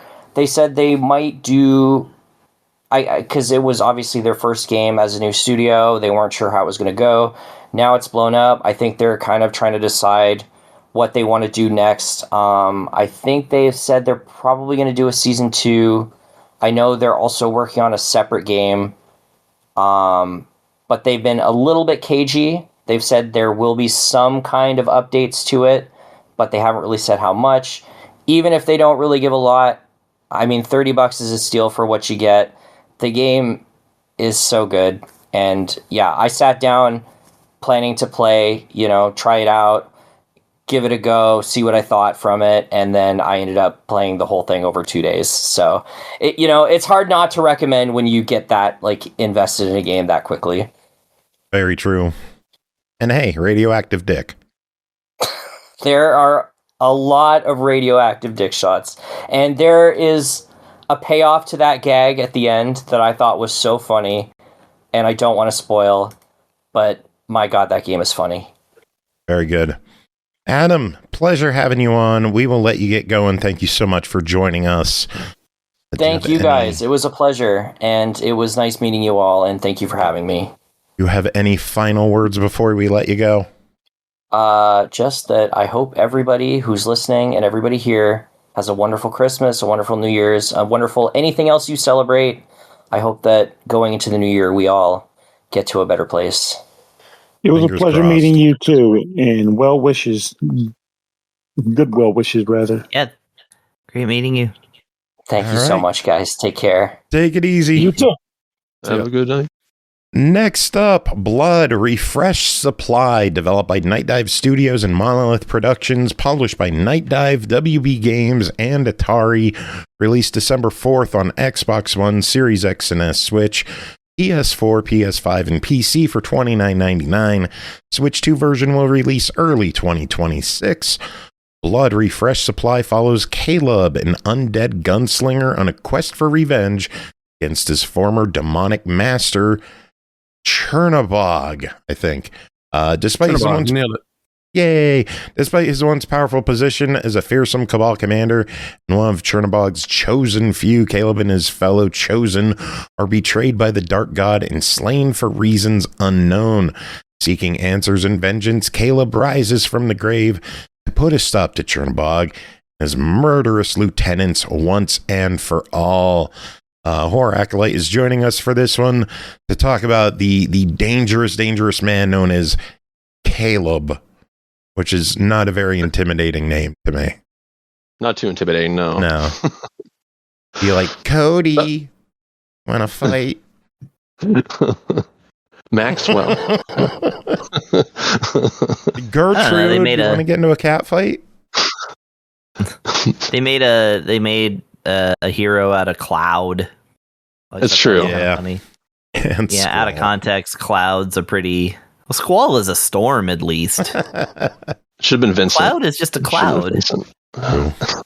Hey, what is blood? So, this is a remaster of the game Blood Fresh Supply, which I believe was released in 2019, which was already a remaster of the game Blood, which was released in 1997. So, a remaster of a remaster. One of the major differences for this version being that it was rebuilt using the original source code for the game, which allowed them to iron out a number of the issues that were apparently prevalent in the previous remaster. A quick little lore fact about myself. When my family first got a PC back in the day, my dad went to a flea market and bought this small stack of computer games for us. And one of the games in the stack was Blood. And out of the games in that stack, it was the one I wanted to play the most, and I could not get it to work. So I've been wanting to play this game since then, and have never gotten a chance to. So this was my chance. Yay! Yay! So yeah, Blood is a mostly typical retro-style FPS or boomer shooter. As you mentioned, you play as Caleb, an undead creature of sorts who works for a demon lord that randomly decides to betray you and enslave your girlfriend, whom also was one of his servants. Leaves you for dead, throws you in a crypt to rot, but you manage to break free. And you know what? By golly, you aren't going to stand for this injustice. So you decide to seek out some of your former boss's key minions and eliminate them, with your sights set on him as the main course. That's pretty much all there is to the story, which is only really revealed through a handful of cutscenes at the beginning and end of episodes, and maybe a bit of environmental storytelling in bits and pieces scattered throughout the episodes.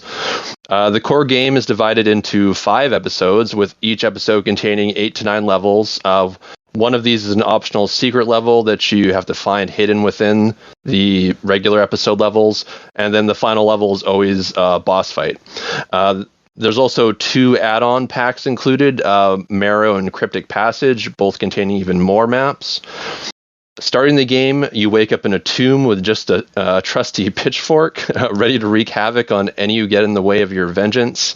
Your main goal for each level is to make your way through, disposing of as many enemies as you see fit, unlocking the occasional door using hidden keys or switches, searching for the main exit to the level, which takes the form of this horned wall mount.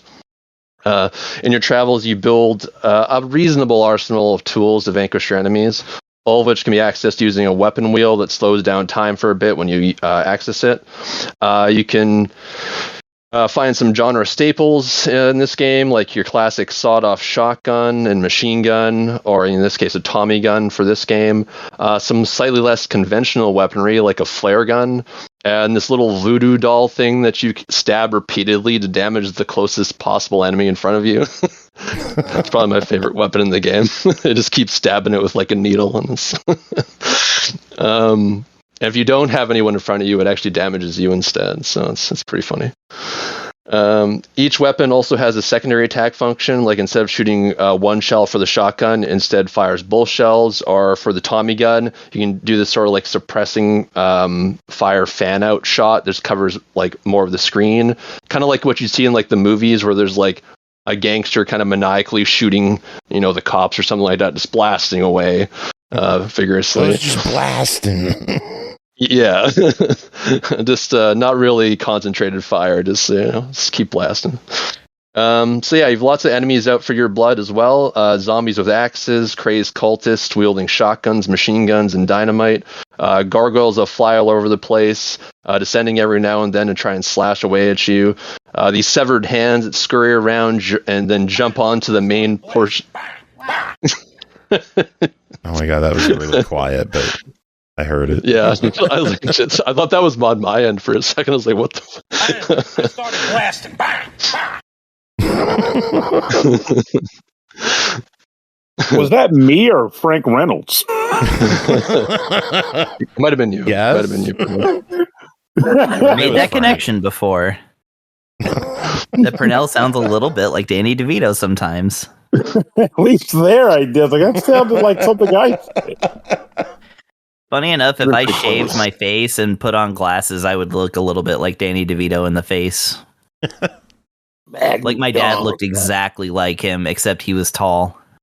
Oh, and my dad Pretty never went bald. Oh yeah, sorry, I just lost my train of thought.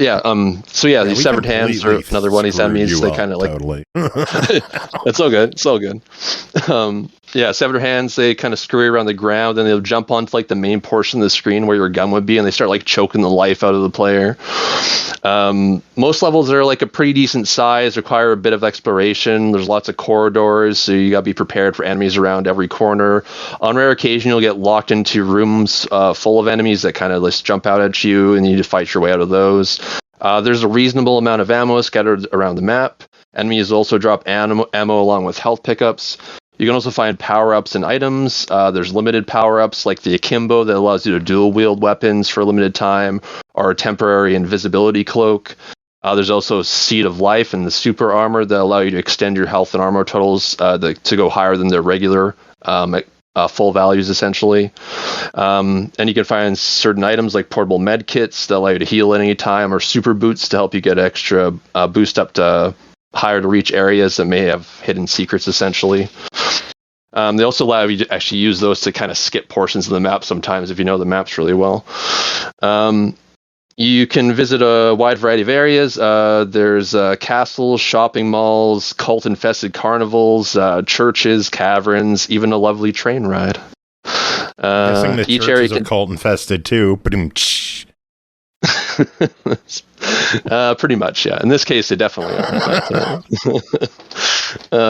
Each area contains secrets which encourage exploration, usually containing the power-ups which I previously mentioned, or useful weapons, and pop culture Easter eggs. One of my favorite ones was this hotel room you kind of go into, and you see all these air fresheners hanging from the ceiling, and the word sloth written on the wall in the back. And anyone who's seen the movie Seven will appreciate that one. I love the art design in Blood. This game is fairly bloody and graphic. A number of the areas will have like hanging, dismembered, or flayed corpses. You shoot some enemies with your flare gun, and they'll become immolated after a while, waving their hands in the air until they collapse to the floor. Sometimes the zombie's head will pop off. You can kick it around on the floor with blood spurting out each kick. Sounds cute. Oh, it is, yeah. do they wave their arms around in the air like they just don't care?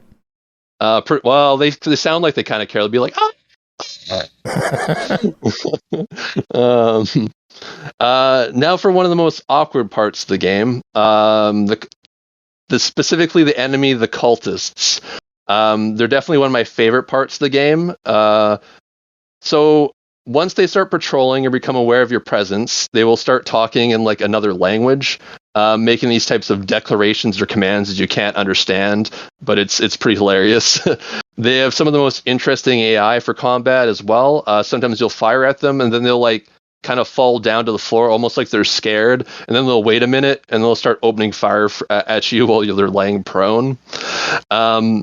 And what makes them awkward, not just their weird AI portions to them, but the difficulty related specifically to them in this game.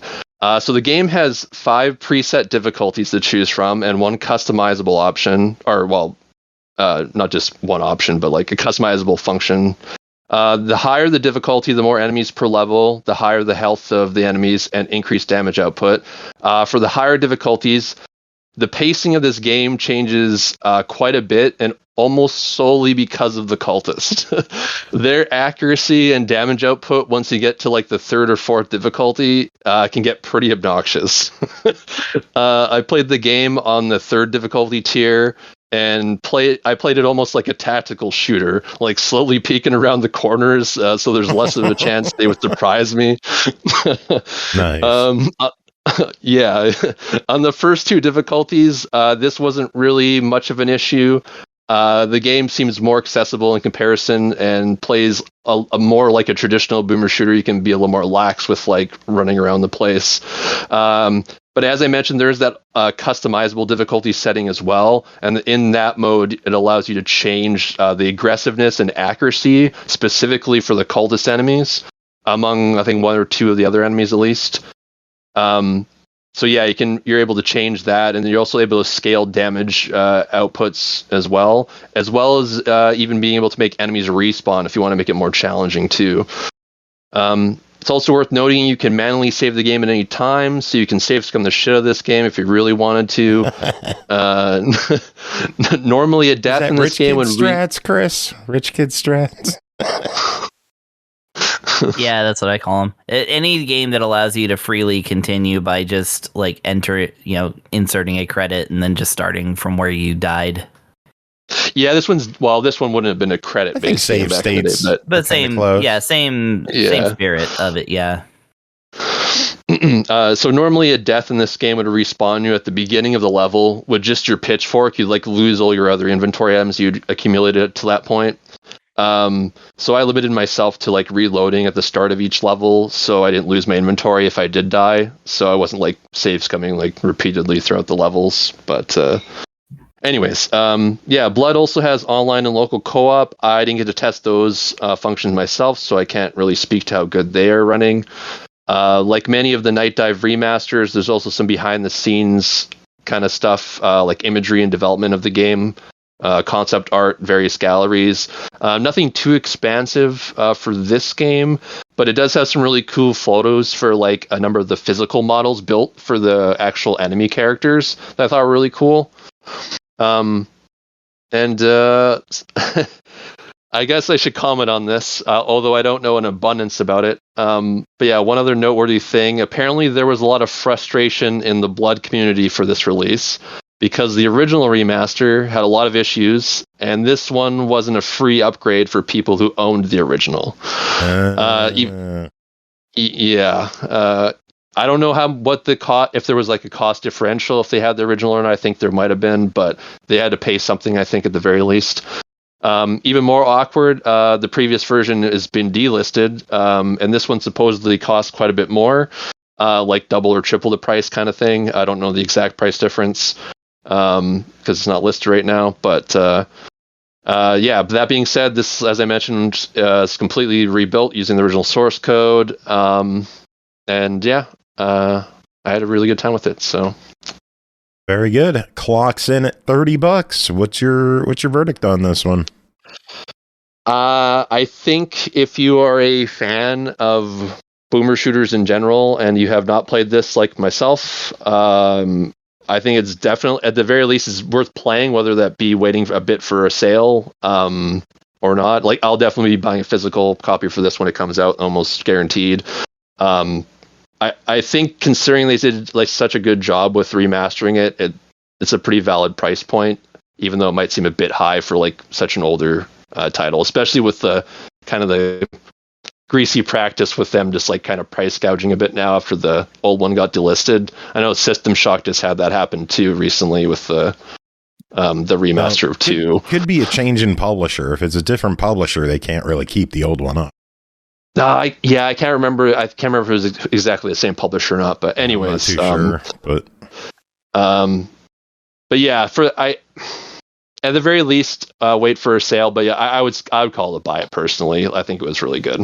I think of all the games that are this is on the build engine, which is like, Duke Nukem and Shadow Warrior and stuff like that. I think this is my favorite of that group. Like I'm interested to know if this is the one you wanted to play years ago. Hope it lived up to your expectations. See, like Duke Nukem 64 is one of my old-time favorite games. I still like that one more than this, but sure, it's really cool. I've been waiting to play this one for so long, though, and it definitely didn't disappoint. I think the only thing I didn't like about this game was I thought the boss fights were a little underwhelming. That was probably the only thing I was a little disappointed with. But other than that, though, I really enjoyed my time with it. Cool. Very good. All right. Well, that is it for you. We will let you get going. Want to thank you for coming on, joining us for your review. Do you have any highlights of the year you want to shout out before you head out? Off the top of my head, I keep raving about Pacific Drive. Everyone should play that if you get a chance. It's a game I was not expecting to enjoy nearly as much as I did. And then, I think Drova didn't get enough love. That one kind of came out, I think, the end of last year, though. But I didn't hear enough people talk about that one. More people should check it out. Awesome. Well, we will let you get going. Thanks again for doing this. Do you have any final words? There will be blood. Ah, like the name of the game. 99. Take it easy, man. Next up, Romancing Saga Minstrel Song Remastered International, developed and published by Square Enix and Red Art Games. Released December 9th on Switch, PS4, and PS5 for $29.99. 8 heroes set off on their own journeys as if guided by the hand of fate. What tales will these adventures weave across the vast tapestry of Mardias, I think it is? You are the only one who can decide. Romancing Saga Minstrel Song returns as a stunning remastered edition. Chris, what is going on in Minstrel Song Remastered International?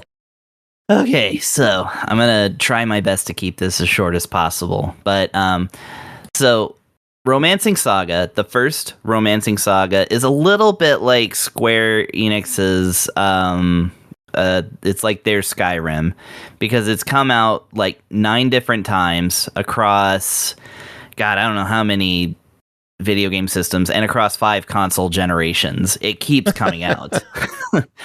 This particular version is a update to a remake to a remake. That is to say, the original game came out on Super Famicom. It was a 16-bit game, only in Japan. It did get a fan translation, although albeit a kind of late one. Most RPG fans struggle with it. And then it got its first shot in the US on the PlayStation 2 back in 2005. It came out in the US. It is still only a little less than $20 to purchase on PlayStation 2. Like if you go to eBay or whatever, it is not a popular RPG. In fact, I forgot it had come out. I found out while researching that, this actually did come out in the US. It wasn't just a Japanese only PS2 game. Anyways, so this version, Romancing Saga Minstrel Song Remastered, came out in 2022, which is why, you may be thinking to yourself, wait a minute, I've seen this game around before. What's different about this international version? So basically, what I think it is with this international version is that essentially it's just that Square has brought in a different publisher to publish it, and therefore it is the same game as the 2022 release. The only difference is that now there are 4 more languages. There's French, German, Italian, and Spanish localizations along with voice acting, which is that's not a small deal. I mean, that's a pretty big deal in terms of they had to do that. But the core game, and especially if you speak English or Japanese, it is the exact same video game. The most I could get off of Square Enix's press hub is that there's also some bug fixes. They don't specify which. They don't say what. The store page mentions there is a version that only supports Japanese and English. Be careful not to purchase the game twice or by mistake, and save data from that version only supports Japanese and English and cannot be transferred to this game. Yes. So what I think that, like I said, I think that what the scheme here is, long story short, is that, they just brought in this other publisher and, Red Arts, who's going to be handling it. And therefore, enough about the code has changed that it can't just be like an update to the Square Enix published version. But weirdly enough, Square Enix has not removed the regular remastered version, and in fact it is slightly cheaper than this one. On the Switch 2 it's like $5 difference. I didn't get to my PS5 to check the difference on that version because I'm reviewing the PS5 version technically, but I do own this on the Switch as well. So that's really all there is to say about this version of the game. But I figure we're here. Why don't we talk about the actual video game? I'm sure they would like for us to do that. So So this is, like I said, based on the the PS2 3D remake of the original SNES game. Now it's basically like an HD recreation, but it retains the look of the PS2 version. So this very much looks like a PS2 game, and in fact, it's very stylized with kind of this weird sort of chibi-fied, but also kind of serious-looking character model setup. Like, it's interesting, the art direction of it. You just have to kind of look at screenshots to see what I'm talking about. But it's like, they didn't just make everybody cute, but they did make them small proportionally. Some of the characters, in fact, look pretty serious. One example is the minstrel, I suppose the titular minstrel, who opens the game by singing a song while playing a double neck lute, which makes me think of that Otto from the Simpsons thing. It's like, you got that guitar that's like two guitars. Anyway, he plays that lute that's like two lutes. It's a great song, by the way. If you download the PlayStation instruction book, you can read the lyrics on the final page in English, but it doesn't provide those in the game. But yeah, he sings it in Japanese. It's actually a really cool song, and he's like walking through different scenes in the game. Like, it's a really cool opening. But anyways, so yeah, if you're unfamiliar with the SaGa series, then I ain't got all night to tell you about this whole thing.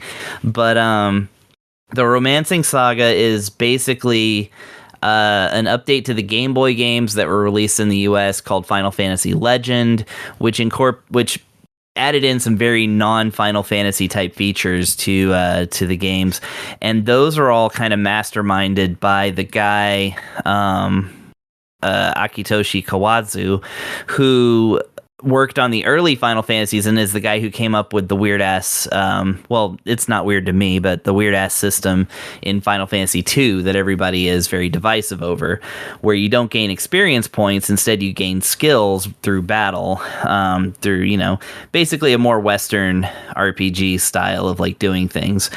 So this game is like that. There's no experience points in Romancing SaGa. Depending on your choices, your different things that you do, different aspects of your character will improve. And in fact, there is a system called hang on, I have to pull up the page of all the manifold systems in this game. Glimmer. It's called Glimmer.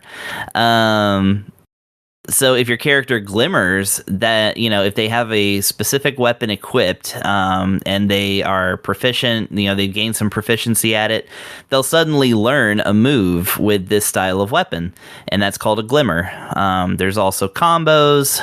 There's also like blending, which you can like kind of blend spells together and things like that in towns. There's all kinds of customization in this as well, and then there's also like there's also like chain battles where you fight one set of enemies and the next set of enemies will actually get the jump on you before you've even had a chance to menu.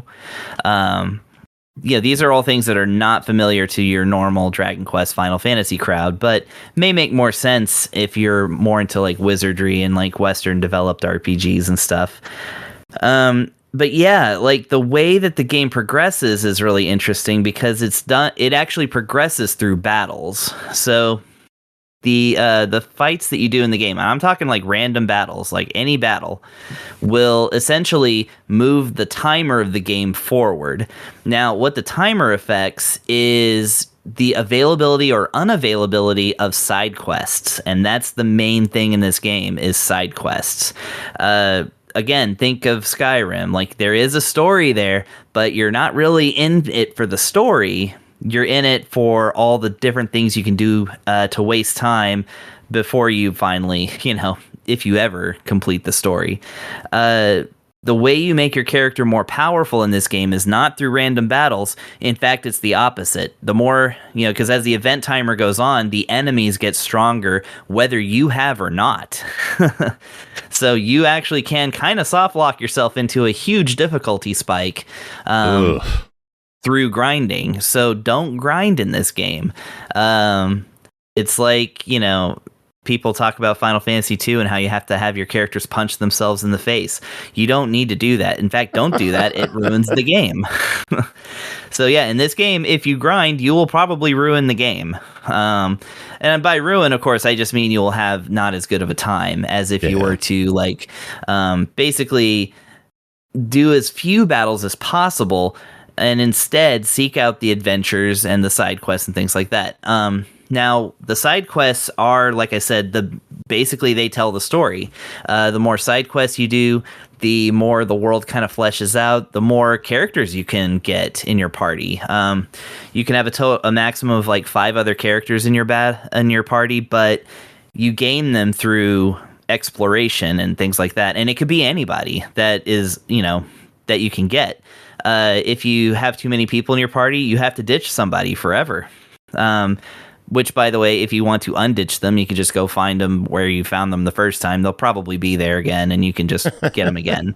If you if you drop somebody that you really, really miss.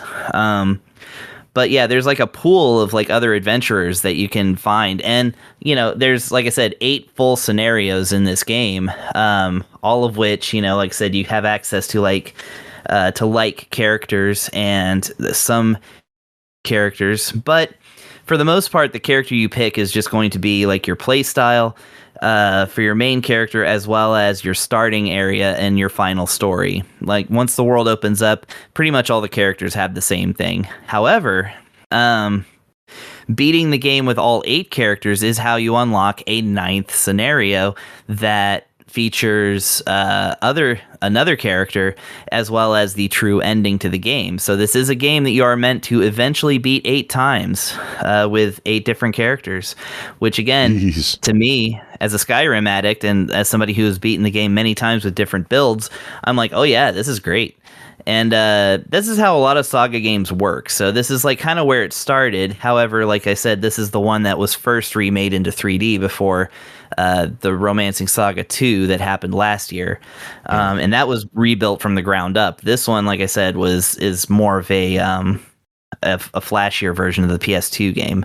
So yeah, it's a really different style of RPG. I mean, everything from the way you progress the game, the way you make your character stronger, and also the fact that you have breakable weapons that have limited uses. However, the game gives you plenty of opportunity to get them repaired or refilled or whatever. And this is something that goes all the way back to the original SaGa on the Game Boy. You'd buy a long sword that has 30 uses. Like that's always been this series.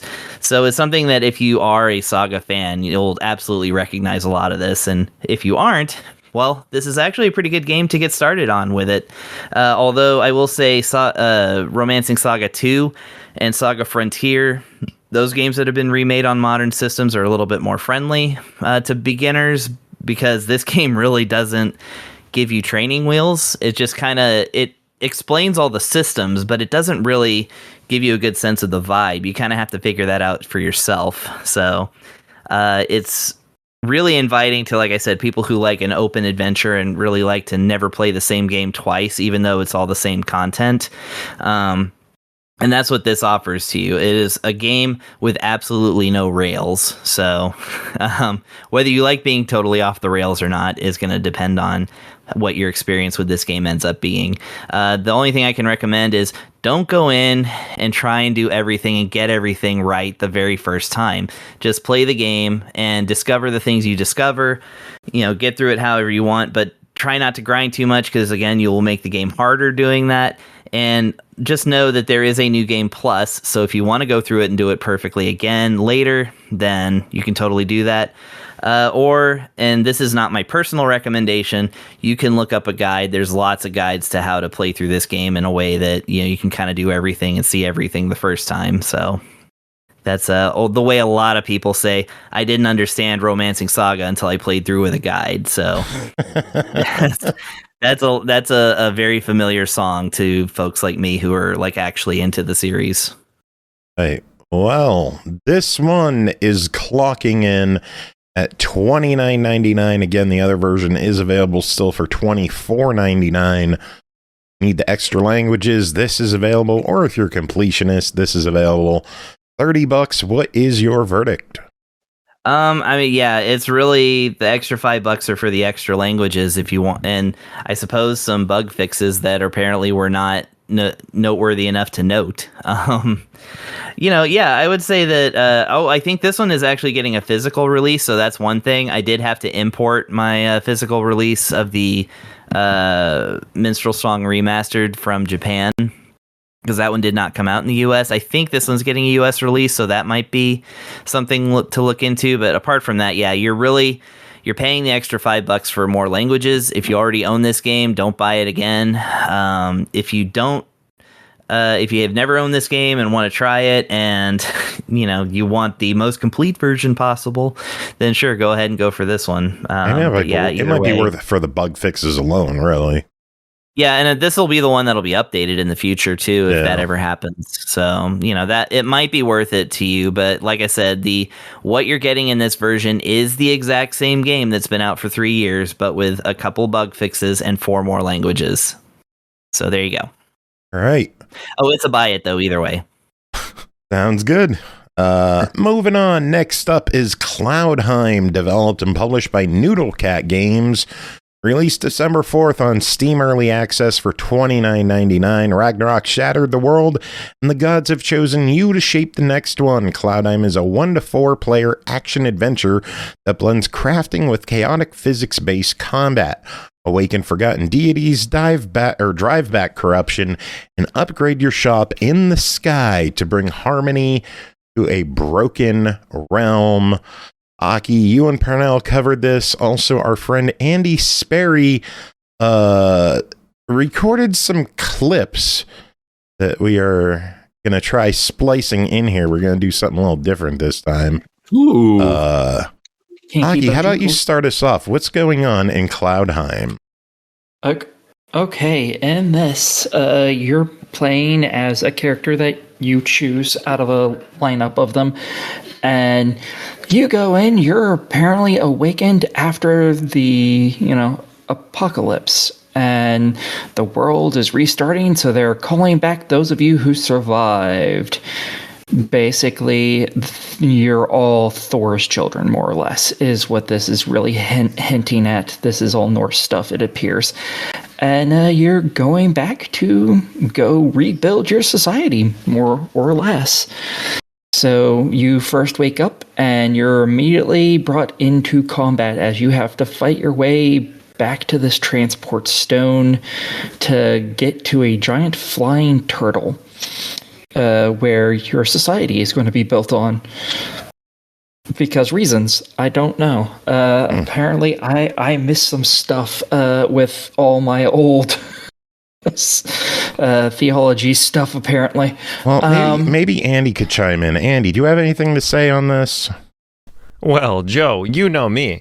I do love a good action RPG, and this one is full of fun enemy and boss fights. With different character class types, weapons, and abilities, there's so many interesting ways to craft a character for battle. But don't forget the lasso and physical attacks your character has. Cloudheim creates a physics-based combat environment full of breakable objects and chances to swing in and launch enemies into the stratosphere. Or maybe just launch them into another enemy. Some lock-on battle features get a little muddled, but just knock out all the enemies and you're good to go. Does that answer the question, Aki? Yeah, that works very well. Perfect. You can use the lasso to pull things to you, or so you can either kick it, which sends it in kind of a slow-mo way of doing things, so you can continue to hit it, or you can pull it in just so you can start slashing it with whatever weapon you have. You can use the kick to send enemies into each other, which damages them. And the further they go, I believe the more damage they take, and the more stuff they bounce off of, the more damage they take. You can even do it with things like barrels and stuff to send explosive barrels at enemies, or enemies at explosive barrels, whichever. Either way, things go boom, and it's all good. Eventually you do fight your way back onto the turtle. And for me, that's basically where I ended up staying, because I got really, really into the base building mechanic of the game, because it was really fun for me. Yeah, you end up being on this giant flying turtle, and there's all sorts of places for you to explore on there, and lots of resources that you can destroy and take with you, like different bushes and flowers and stuff like that. And some of them do respawn. Rare ores always respawn every so often, and the game actually tells you, oh yeah, this shit's respawned, and it's great. Yeah. Andy, do you have anything to say about the monsters in the game? Yeah, Joe, I also really like the artwork in this game. It almost has a Breath of the Wild vibe to it, with the bright colors and almost cartoonish characters and enemies. But I think the landscapes are what brought this game to life and made Cloudheim easy on the eyes with their sharper-than-character details. The weapon and ability effects look beautiful as well, and made battling enemies appear as action-packed as they felt. Also, Joe, I know you're someone who hates AI, so I'll let you know that they did use a team-developed AI bot for their bug reports, but Cloudheim is developed the old-fashioned way, just as King Bowser intended. That's good to know, our Lord and Savior King Bowser. Pernell, did you have any luck getting this working? I know you were running into some issues with black screen problems. What was going on there? Yeah, so I was trying to run it on the Steam Deck initially for the time I was able to actually, play it initially. And unfortunately, even with any updates that came through, Steam Deck wasn't cutting the mustard. However, I did get a little bit of time to play it on my laptop, which, full disclosure, is still a chump change laptop in the modern day. But it was enough for me to experience how the game flow worked as far as combat and the like goes. And I did appreciate the combat. I might see myself appreciating it more with more skills, or maybe choosing a different class, because I went with the Rune Master. But I enjoyed the element of being able to lasso a guy towards you and then kicking him into a bomb, and then having that whole environmental ping pong effect take place. It's almost like a junior Rube Goldberg machine in the right scenarios. With that said, though, I need to do more with the hub and the crafting element of it, because it was driving me bonkers of trying to get certain stuff to work. And it's almost like I feel like a 5-year-old attempting to do it, because it's like, throw ores onto the smelter to make it work. I'm like, okay, well, this button throws things. I'm holding ore. I will press it to throw it onto the smelter. It's like, nope, go through the smelter. I don't know what the fuck I can do. But I also have a lot of time to mess with it, because I need to get enough experience with it with my limited time. Obviously, it's a game I could see playing more in the future once it gets more of a Steam Deck support, or heaven help me, I get a computer that isn't trash. But with the RAM problem as of moments, good luck with that. Exactly. So it's like, jeez. Andy, do you have any thoughts on the technical performance or anything like that you could chime in on? That's funny you bring that up, Joe. You are, in fact, riding on a massive turtle they call Odin's Shell. This turtle summons you to shape the new world after the events of Ragnarok, which basically split the current world into smaller flying chunks of worlds. Odin's Shell will act as your main base of operations, though, and offers base building, weapon and armor crafting, and it even has a shop where you can sell the items you've collected from killing enemies or found randomly throughout the worlds beyond. In my opinion, though, and as I mentioned in my previous review of Cloudheim, games these days seem to be adding more filler than actual meat, and I feel like either the harvest crafting or action gameplay could have been chosen over the other and really brought this to a well-rounded experience. Not to say one or the other is presented poorly, just that we don't always need a crafting aspect to an action game. I mean, that makes sense when you talk about tech problems. Think about it. Speaking of tech problems, I know his volume's a little quiet. This is our first time really doing a review this way. I think it's a roaring success. As long as you think that... I love this. I think it's working out great. I like it because, honestly, I am genuinely enamored with his review style, and I continue to be so. I agree. I think when you ask someone what they think about the enemies and they answer, I love the art. I think I love it, man. I love that it. Was fantastic. I love it. The best part is I told him to record 3 clips. Don't tell me anything about them. That's good. And don't label them. Well, I think so you've just been playing these shit at random. Yeah. Oh, God, that's great. Tell us what you think of the grapefruit in this game. Well, you see, I really like the rutabaga. Well, we've got one more clip from Andy, but we're going to wait for the wrap up for that. Is there anything either of you want to talk about before we get into the wrap up? I kind of agree with him in the last part of the clip that he actually stated. I don't know if both mechanics really needed to be in the same game. I feel like it kind of takes away from both of them because both are decent, but they don't really mesh super well. Like a jack of all trade, master of none. Yeah, they're both really well done, but they don't really work together in this game for some reason. I don't know why. It feels like that for me, but I think both of them could have been split into their own games and both of them would have ended up being really good, but together they don't work as well together as I would have thought for how good both of them are individually, if any of that makes any sense. I can see it. It's almost like saying if Animal Crossing had an action tactics mode going on the side or something, and you were required to engage with both. Yeah, it just feels wrong. Or like something like Brutal Legend turning into a strategy game instead of being Wait a minute. Wait a second. What? One of my least favorite moments in video game history right there, Joe, was that moment in Brutal Legend. So indeed. That is fair. Yeah.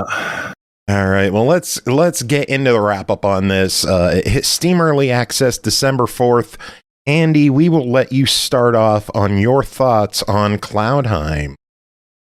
That's right, Joe. It is still in early access and supporting a price tag of $30, which, in my opinion, honestly feels high for the style game and content available. I mean, it does have multiplayer, tons of enemies to fight, dungeons to explore, and loot to grab. Not to mention its home-based crafting. But from my perspective, it currently feels like a nice cozy crafting game that wants to be an action RPG, or vice versa. There is a demo available on Steam, so don't just take my word for it. I always say try it out for yourself, and you make the call. Pernell, Aki, thoughts? You go first. Well, I think for obvious reasons, I'm going to go with the try it element of it because even with the limited bit of time I was able to get with it, I do feel as though if I had more time with it, preferably on a Steam Deck, which I think this game should totally be able to run on after it's been optimized and pushed further through early access, I can see the enjoyment coming out of the combat system, at least for sure. The base building was annoying for me, but maybe it's something that would grow on me over time. But at least with the combat, I could see joy in that with the ability to upgrade, most notably, which I don't think we mentioned, the idea that weapons and equipment can be upgraded and leveled up to impart new skills and abilities onto you too. That's a nice little enjoyable peak part for me in these kinds of games too. So it gets a try it. Easily gets a try it. Aki. I'm totally for it. Whilst I don't think the two types of gameplay mesh together well, I think both of them are done so good that it's totally a buy for me. I think it's really fun, and you have a whole bunch of different characters you can play as, and you're not stuck to like one gameplay style. You can pick up a different weapon at any point and start leveling that up. So I think it's great for everybody. All right, sounds good. They plan to stay in early access anywhere from 9 to 12 months. Could be longer if things require it. The price will go up when they hit 1.0. So if sounds interesting, get in now while the price is $30. Yeah, buy that bitch now, yo. Thanks to Andy for chiming in on that one. Yeah. So, Joe, I wonder if you enjoy the idea of getting a good flavored potato chip in the summertime, because me. It would be funny if he had sent something that had absolutely nothing to do with the game. That would have been great. I think you should cue him up to record like certain like agreements and disagreements, and then just try to like plug them in at random, like try to make a conversation of it. Also, Pernell should start a podcast called "Finding a Good Potato Chip During Summertime." Because what the fuck? Summer chips. Pernell, you need a third show. I'm ready. If it's about potato chips, notably hers potato chips, all the better. I'm jealous of the next upcoming game. I kind of want to play that one. I'm afraid of what it is. You might not be. Let's talk about it, because the next one is Drywall Eating Simulator. Developed and published by Peripheral Playbox. It released December 10th on Steam for $9.99. Aren't you tired of being nice? Don't you just want to bite something? The struggle is real. Drywall Eating Simulator is a physics-based 3D adventure carefully constructed to simulate the delights of late capitalist life. Engage in small talk, hit your KPIs, maximize value for your shareholders, and when you can't take it anymore, you go and eat some drywall. Grant, what? What? Huh? Yes. This is Drywall Eating Simulator. I will preface this by saying I was unable to complete the game due to a bug. So I'm reviewing it based on what I have played. I found that no one I've found out there has been able to complete it because of this bug, and I guess they're addressing it, but I was unable to have that fixed before playing the game, so I'm going based on what I've played so far. Word? Sounds good. Word. Drywall Eating Simulator is a first-person game. It's sort of a exploration comedy checklist game where you're tasked with simulating the life of different humans in a few different scenarios. Like, I guess you could call them levels. I'm not sure who you are. I'm sure that's revealed toward the end of the game. I don't think you're an alien. I think you might be working for another tech bro company and you're being put in these simulations, but it's unclear. I was able to finish the game to know, but I wouldn't tell you anyway, because that would be a spoiler. But the game is basically about walking around talking to people. So the gimmick of the game is that every character you interact with is completely insufferable. Okay? Like, in their own unique way. Unique. I said it with confidence. Can we get the counter up for that? Yes. There it is. As you speak with these people, they say various inane things, people. which yes, these people, they say just dumb stuff. Might be some hippie lady ranting about how amazing AI is, or this kid yelling 6'7" at you, or a coworker bugging you about Bitcoin. It's all stuff you could probably expect. Hey, Pernell, what was your height? Shut up, you. Oh, is that right? You're living the life? Is that right? I only learned that last week, but yes, I barely am living the life. That's kind of funny. That's like my friend who's Pernell to say, I am 6'7" and don't you say another fucking word. Oh, that's funny. Yes, that should be the line. The entire the doctor's office lit up like a firecracker when they said that. Oh my god, that is so funny. Well, so it's about talking to people who are annoying and your stress meter going up. That's basically the mechanic of the game. So you're stuck in these spaces talking to people with main paths being blocked, either by things in the environment or there's just not a door or whatever. And as your stress meter goes up, your vision gets blurry and you unlock the ability to beat your head against the wall. Certain walls, mind you, red walls, you'll see walls that are red. You bang your head against the walls then crumble to the floor to unlock your path. After you do that, you're left with a pile of drywall on the floor, and you can choose to eat pieces of the drywall if you want to calm yourself down. So that's sort of how the game works. The irony is that you can't calm yourself down too much, or you will no longer be stressed, and you'll lose the ability to bang your head through the wall, right? But if you're too stressed, then sometimes the conversations won't pop correctly. Like, you can't progress because people aren't saying the right stuff. So the point of the game is to find a balance of anger and no anger in order to progress through these levels and check stuff off of lists. So you're in an apartment for one level, you're in you work at like a Home Depot in another level. That's basically the game, completing chores. Many times the tasks are very mundane that trigger stress in and of themselves. And you're just having conversations with people that really serve no purpose other than to sort of paint modern society in a bad light and stress yourself out. So it's pretty, I will say, pretty original concept. I was unable to beat it. Like I said, I did a bunch of research trying to figure out what to do. A lot of videos of people sort of figuring out what's going on. I basically was in an office where I could not proceed. I exited the game, went back in. It triggered the completion of that level, but the next level had a list of things to do that was blank. So I was just unable to complete the game, and that seems to be pretty common, which is unfortunate. So I'm speaking as someone that played a bugged out game, and it's a game about running around. And let me just say, running around an office trying to figure out what to do in this game, not realizing it was bugged, was stressful, in addition to the game invoking stress on me on its own, and then being stressed with not having completed the game. So not a super pleasant experience. This is where I get a little weird and soapboxy on this game for a minute, so please bear with me. But I have this love-hate relationship with games that really focus on commentary. So if you have something to say about, capitalism, or banal conversations with neighbors or coworkers or whoever. That's fine. I want to be the one to react to what characters say in a game. And this game is strange in that it's the main character you're playing reacting to these conversations instead of me. It's not giving me a chance to like really see what these characters are saying. I'm just sort of looking through the eyes of a character, and it kind of comes off as a little preachy, a little juvenile.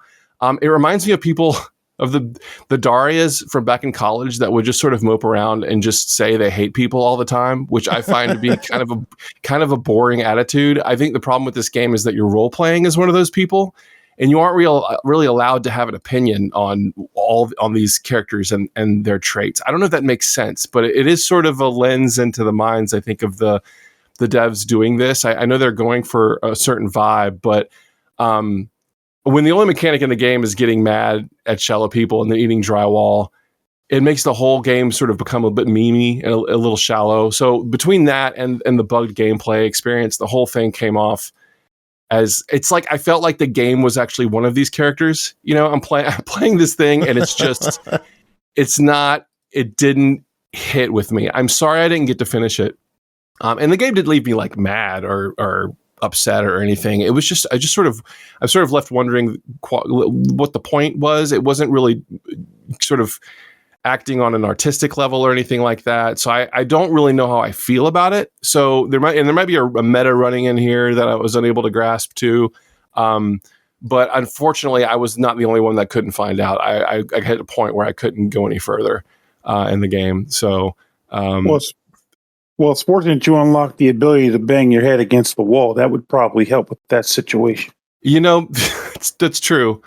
Yeah. Didn't quite get that far in real life, but I got close. That said, the music rules in this game. Can I say that? So the music is banger, and that's my review of Drywall Eating Simulator. Are we going to hear a Drywall Eating Simulator cover at MagFest? You know how you never know. I would lose it if you're like, this next one, that's Joe Cam and the SML podcast. This is about eating drywall. much, motherfuckers. I will say, like, doing so much YouTubing for Drywall Eating Simulator, can I just say there's a lot of like drywall eating memes out there. I guess it's a thing, and I wasn't really aware of that. There's like a lot of AI videos of people eating drywall, and some lady chomped on one real good while she was working on her house just to see what it tasted like. So I don't know. I entered I've changed my algorithm, guys. Well, I'm sorry that happened to you because of this show. No, I don't care. I'll watch drywall eating videos. The Steam page does say Drywall Eating Simulator is a work of fiction. Please do not try this at home. You will probably damage your teeth. Drywall Eating Simulator is $9.99. Grant, what is your verdict? I don't recommend this game. But that said, if they do come through and patch it, I think I have a sort of a holistic problem with the game. Like, I didn't really enjoy what I had played. I was really bummed to not see kind of where things wrapped up. So if this sounds like that you're into something, just be sure that the patch has gone through that lets you finish the game before you pick it up. But I don't recommend it myself. Very good. All right, Grant, that is it for you. We will let you get going so that you can enjoy your evening. I'm flying out tomorrow. I'm heading out for a visit with the fam, so I got to go pack my drywall. Go pack your drywall, and I will see you at MagFest in a few weeks. Heck yeah. By that duty-free drywall. You know what's really good on drywall? Toast. Mayonnaise. Right. I know we have good friends. We have wonderful, weird friends. Oh, this show's stupid. Next game to talk about, Netherworld Covenant, developed by Mad Goat Game Studio, published by Infinifun and Critical Leap, released out of Steam Early Access December 9th for $19.99. In the abyss where the mortal realm and Netherworld intertwine, become a warrior wielding the power of the Nether Lantern to fight along with the fallen souls. With hardcore Souls-like action and intriguing roguelike builds, shatter the curse barriers and unveil the truth woven from blood and soul. Pernell, what is Netherworld Covenant? I guess I can think of some ideas for why I would picture it as being Souls-like, though. The typical description I don't quite pick up on, but I'm going to let it stick because I can picture it. But as far as the game goes, you are playing as a soldier who is running through some Hades-esque dungeon crawling to hopefully save the day and also lay your deceased comrades' souls to rest. You see, many of them, if not all of them, have been corrupted by this environment you're trapped in, and you're trying to free them, like you mentioned in your description. At the offset, you are free to choose a class. The class determines your general play style, such as like whether you're working with a physical attack or a melee attack, or ranged attack, and just general aspects of your basic play style. After that, you are free to enter the dungeon du jour and proceed onward through the different biomes. Each zone involves you fighting a series of monsters, whether it be like in 1, 2, or sometimes even 3 arenas. Defeating them will allow you to choose between 2 biomes that have different rewards associated with them. Watch and repeat until you get to the back, defeat the final boss, and hopefully move on. That's a pretty simplified version of describing it. So I should actually talk about how combat is engaged within each of those environments. So I'm going to go with the knight class. That's who I primarily decided to spend most of my time with, though I did dabble with the mage. But for the most part, your character's basic attack is a sword swing. If you decide to hold down the attack button, you can pull off a charge attack to do additional damage that can also sometimes knock enemies out of their basic attack animations and the like. Does more damage too, obviously. You have a secondary weapon, which can be changed, but the default one is a bow, which is primarily used, in addition to like it's just being an additional attack, its primary purpose is when enemies are striking at you, sometimes they'll just swing their weapon willy-nilly. Other times they'll have a sort of half moon near their character, and it comes in 2 colors. One of those colors being yellow. If you see a yellow half moon show up near the enemy and attack them with that secondary attack, you will stagger them and knock them off balance. It's a good way to potentially interrupt their attack and also rush in and do some additional damage. The red one, however, you can't dodge it. It is a brutal attack. Get the hell out of the way because you're not staggering that thing. Now, the nether lantern that you mentioned earlier, what the heck does that do? Well, it allows you to summon the souls of your dead comrades to assist you in combat in the form of 2 special attacks that you can have equipped at any given time. When you use them, they trigger whatever they're going to be, whether it's a rain of arrows from the sky, or throwing your sword in a spiraling arc towards your foes, and any number of things that can be unlocked through play. However, after the actual soul has been invoked, it leaves a bit of an echo on the ground. And you can leave it there should you so choose until it dissipates. Some abilities that you can earn in the game actually benefit you by doing that. However, if the more likely thing you're going to do is one of 2 things. Either A, recall it, which means you can hold down the B button and you'll pull it back into you. Or you can tap the B button and you'll dash to the location where the soul was left on the ground, which creates for some interesting evasion mechanics that you can employ at will. For example, you might want to do a thing where the spirit dashes across the screen or does like a sword throw across the screen. The spirit will be left where the sword left off. If you know the enemy's about to do a dashing attack towards you, you can trigger the soul, go pull back to the soul at the time so that you'll run to where the soul is as the enemy's coming towards you. Nice crisscross, souls lost in the night and crossing. It's romantic. But it's a good tactical play. Hold on. We are getting raided right now. Bree, thank you for the raid. Welcome in everybody who came from Lady McGreet's stream. We are in the middle of chatting about Netherworld Covenant right now from Mad Goat Game Studio, Infinifun, and Critical Leap. Pernell, continue on. What were you saying about Netherworld Covenant before our friend Matt screamed at us? The types of things that you can encounter while exploring the ruins, whether the events that can occur in different rooms, could be something as simple as recovery. Recovery being the ability to gain healing potions, think Estus Flask in Dark Souls, where you can replenish your healing flasks and use them as needed throughout your extended run to hopefully get health back as necessary. You might be able to come across a situation where a treasure chest is on the ground. Treasure chest that can be opened either by spending gold to get a cool item out of it, or you can break it forcefully and take the item, but be cursed in exchange. And of course, as you can probably guess from games of this ilk, a curse is an effect that will negatively impact you temporarily or throughout the duration of your run, depending on how it is stated. Shops that you can shop with, where you can purchase items from merchants, yada, yada, yada. The important part is there's a lot of different events you can come across. Maybe I don't want to say a lot, but there's enough. There's also auras, whether it be related to your ghost that triggers benefits for them, or for the protagonist, which triggers benefits for your main character. Combine all these things, you have a character build. When you die, and you'll likely die, you'll, even on the easiest difficulty, that'll happen. You'll get kicked back to the main hub. And in the main hub, you can spend black stones, which are one of the things you can acquire on your runs, to do a multitude of upgrades, including getting various skins for your character. You can get, there's like a passive ability tree that you can upgrade using black stones for. And there are blueprints that you can find on your runs. And those blueprints will allow you to unlock additional weapons for your main character. Weapons that are specific to each individual class. And then you can use a secondary currency in the form of medals that can be earned during runs to unlock those things. You'll be unlocking quite a few things. Even the ghost abilities that I mentioned earlier. You start out with one person that you have before you even reach the hub, and he starts with a series of abilities, some of which can be unlocked by spending medals.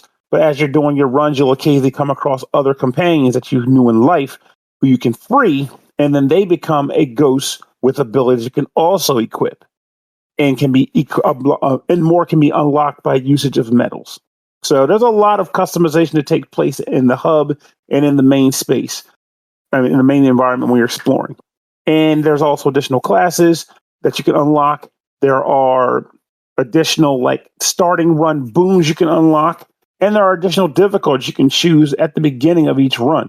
So you don't even have to stay with a basic level run if you feel as though you're stronger than that or better than that. And there are actually perks to doing harder runs. Of course, the downside is you're going to get your ass beat, but there are perks to getting your ass beat. So balances out. I mean, I can picture somebody coming in this game and saying, well, it's like I've never seen this game before. What the heck's the point of playing this? But as a person who's played Hades, but hasn't done every game of this type under the sun, I can say that I found joy playing this title. I can see the ability to be enjoyed by people who aren't very good at these games because I played on normal mode. And though I would die from time to time, it was never a maddening death structure. And many of the mobs, I started steamrolling by my third run or so. So nice. That's available for folks who just don't want an egregious challenge. And then if you want to go harder, there are harder difficulties for that. And personally, I do like the ghost abilities and how they apply to the game, because I did come across my couple of favorites and was milking those things for all they were worth. So I think there's joy to be had in this game. I could go to my final thoughts, I guess, now. All right, $20. Give me your thoughts. I can see this as being a genuine buy. It's worth your time. Now, obviously, I'm not going to say buy it over Hades or Hades 2, but if you've had your taste of those and you want to see what somebody else has to offer, I don't think you can go wrong with this. All right. And do want to mention they have a disclosure on the store page. We used AI-generated images as a basis for some of the images on the store page and made manual modifications. That doesn't say anything about in-game. It just makes me wonder if it's that little, why bother? I wish I knew. AI can kiss my black ass. Yeah, mine too. Next game, DunJungle, developed by Bruno Bombardi, published by Astrolabe Games, released December 11th, Series X and S, Switch, PS4, PS5, $19.99, full release on Steam for $14.99. A 2D action-packed roguelite about a monkey hero protecting the jungle from the rise of a corruptive power. Explore ever-changing dungeons, fight weird enemies, and gear up with lots of weapons and relics you can combine for a new experience every run. Explore, fight, die, and repeat. Our friend Andy Sperry covered this one as well, and we are going to play his review. Andy, take it away. Hey, SML Podcast. I'm excited to be coming back for the full release of DunJungle. I'm going to be hitting some familiar ground with my previous review, along with some new stuff that's been added since. So, let's get into it. DunJungle is a fast-paced 2D action roguelike that just released from early access. Huge thanks to the team for originally providing us with a code for the game, which I covered back around April 2025, and then pulled a clutch move getting me into the full experience right before the launch. This game has only gotten better with time, and honestly, I'm pretty excited to get the chance to promote the full release. There's been some major updates since the original, including new biomes, enemies and bosses, challenge rooms, abilities, and all kinds of other bonus things I'm sure I haven't even discovered yet. According to the Steam page, DunJungle is releasing with 16 unlockable classes, 33 weapons, 39 different skills, over 100 relics, 7 unique biomes, and 17 different boss encounters, along with a whole slew of performance and quality of life updates since the early access release. But let's touch on the basics. In DunJungle, a corrupted power has transformed the creatures and inhabitants of the jungle into fearsome beasts, and it's up to you, our little monkey friend, to rid the jungle of this evil. It's an action roguelike similar, in my opinion, to a game like Dead Cells, where you get a little farther towards the end every time with new skills and enhancements. You'll be armed with an arsenal of weapons, spells, and relics to help you on your journey as you traverse different biomes, including the jungle, crypt, volcano, the abandoned tunnel, and temple, to fight everything from snakes, giant ants, ghosts, angry fish, and even dinosaurs. You'll avoid traps, mimic chests, and fight challenging boss encounters. Don't worry though, as I just mentioned, you're not going into the dungeon unarmed. You'll pick from a variety of different weapons that have their own unique skills and can be equipped with elements to burn, freeze, or even shock enemies. These elements also couple with relics that can be found or purchased in the main runs, so with each playthrough the player can really dial in a specific, or in some cases OP build. More relics, weapons, and spells can be unlocked along your journey to be found in the dungeon, and you'll encounter new characters along the way to help upgrade your base stats and abilities, providing better choices at shops or giving you an extra life if you fall in battle. Weapons and spells will unlock by performing some kind of task in the main game, and then can be purchased in the hub to unlock and find later using crystals.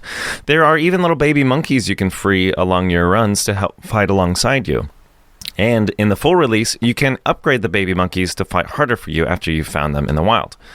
A hard mode is unlocked once you beat the main game's difficulty, along with an endless mode that becomes available once you've completed a full hard mode run. I unfortunately have not been able to beat hard mode yet, but I am excited because that sounds super rad. Different classes are also available if you're looking to mix up your playstyle, including Dinosaur Monkey, Vampire Monkey, and Sorcerer Frog. These play off of different stat modifiers and equipment and offer a nice challenge for an even more tailored gameplay experience.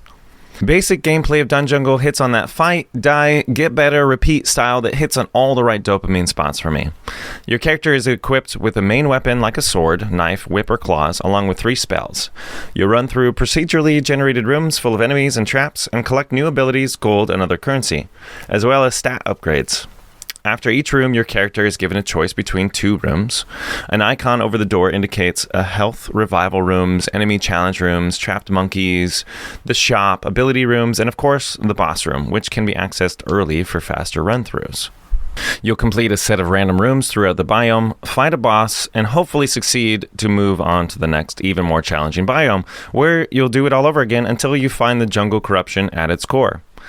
The idea is to play, die, and repeat, so expect lots of replayability for this one.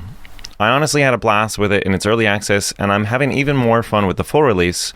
And honestly, this game is an insane deal for the price, so please go do yourself a favor and pick this one up. All right, thanks, Andy. We got to move on. The next game is Trouble Witch's Final Episode 01 Daughters of Amalgam. Developed by Raga Engine Company, published by ININ Games, released December 15th on Switch and PS5 for $29.99. Hop on your broomstick and trouble yourself with a spellbinding bullet hell cute-em-up adventure. Originally released in 2007 by the developer of Cotton Reboot, Trouble Witches has evolved into the ultimate cute-em-up experience after over a decade of development and updates. Now in Trouble Witches' final Episode 1, Daughters of Amalgam, this manic shooter returns with a visual overhaul, new game modes, and its most complete version ever. Chris, tell us about Trouble Witch's Final. Okay, so yeah, I in researching this one, I was like very confused by the title because I was like, this seems like some kind of legacy thing. Like, have I never heard of this like game before? And is this like some? Yeah, it turns out, yeah. This is originally a game by Studio Siesta or Siesta. It's Siesta, but the A is capitalized. It's weird. Anyways, it came out originally on Windows in 2007, and a few years later, it was released on Xbox Live Arcade as Trouble Witch's Neo. Now, the reason why Trouble Witch's Neo is noteworthy, I mean, on top of it, you know, just being a good game, they made an attempt to do not only an English dub, but also, English subtitles, or translation, but also a dub. So the dub is pretty noteworthy for being real bad. Just like... I mean, like, you know, Chaos Wars, Castle Shikigami 2, like that, just that level of, you know, I'm not going to say like inept, but just odd. So this version is the final version of this first game that has come out, for which a second game has not yet been made. So this is the only Trouble Witches game. It's just that this is the ultimate version of it, as they say in the sales page. So that was an interesting rabbit hole to go down to. So what it is it is a cute 'em up.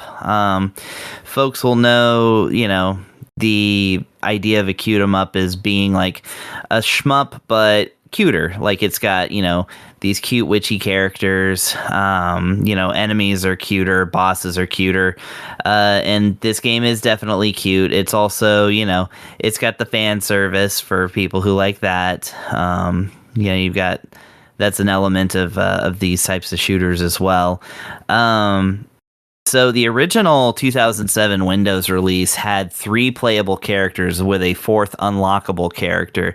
This one starts you with 12. So that's how much this game has kind of progressed as far as adding things and such.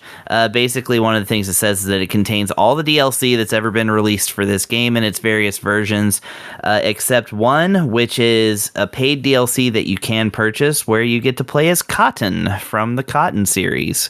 You know, since this game was developed by the Cotton Reboot folks. There's a completely unique playability, fresh experience, and chaos to this title.